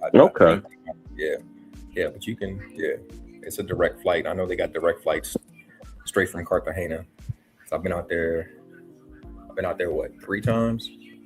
Okay. All right. Well, we'll definitely be seeing each other again. Most definitely. Y'all got any events coming? No, not really. It's been we were this past weekend. Well, we had a bunch of brothers come down, so the hotel was completely filled up. Okay. For about a week. Yeah. And now it's we just have we do like local things when the local Colombians, like they'll, like if they're having birthday parties and things like that. So they really been supporting. So that's cool. You know, they'll rent out like the pool area. You know what I'm saying? Yeah, and then like we just sell them plates and alcohol or whatever. So that's what it is. Okay. So things have definitely been looking up for the Rooftop Republic, correct? Yeah, I really can't You know what I'm saying? I mean, for a startup business, you know what I'm saying? They say a lot of businesses fail within the first 2 or 3 years or something like that. So just the fact that we are no longer coming up out of our pockets, our business is self-sustaining. It's not where we want it to be, but it is self-sustaining. So that is so that's a positive, meaning like we don't have to pay like the little events that we throw, like birthday parties, when the locals when they rent out the spot, that pays for all of our staff, that pays for utilities, that pays for all the alcohol, that pays. So the business is self-sustaining. So I can't complain. You know what I'm saying? So it I think we I think we just need a little bit more time before it starts to take off, and then when people actually know what we have out here. Because the thing is, the people who came out and spent any time with us, we got them. Like, they're back, and they're like, every time we come out to Cartagena, we know where to stay. We're staying out here, because they love it. I mean, it's depending on the time of day and traffic. It could be a little hectic getting back to like the touristy areas, but it doesn't cost a lot. Like, you can get an Uber or use another app called InDrive down here. InDrive has a tendency to be a little bit cheaper than Uber, but like, I went down to, for instance, Laguito yesterday, and it was maybe like a 30-minute ride, but it cost me like $6 to get down there. You know what I'm saying? Yeah. So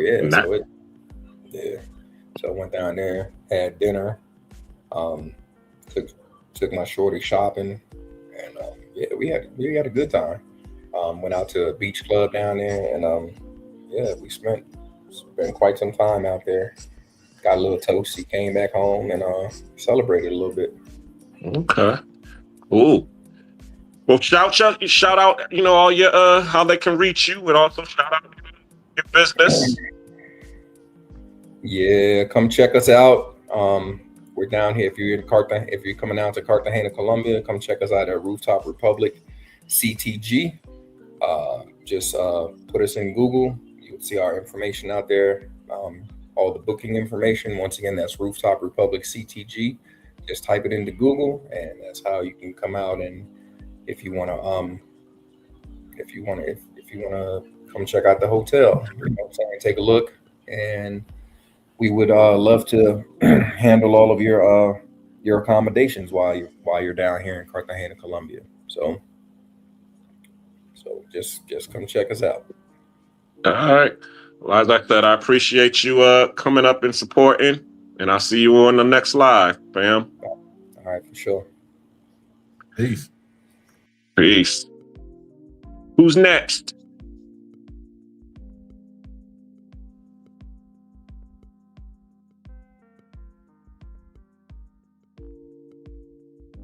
Who's next on the... Oh, I guess it's just me now. Everybody done logged off. Well, I appreciate you all being on. Let me say this last chat.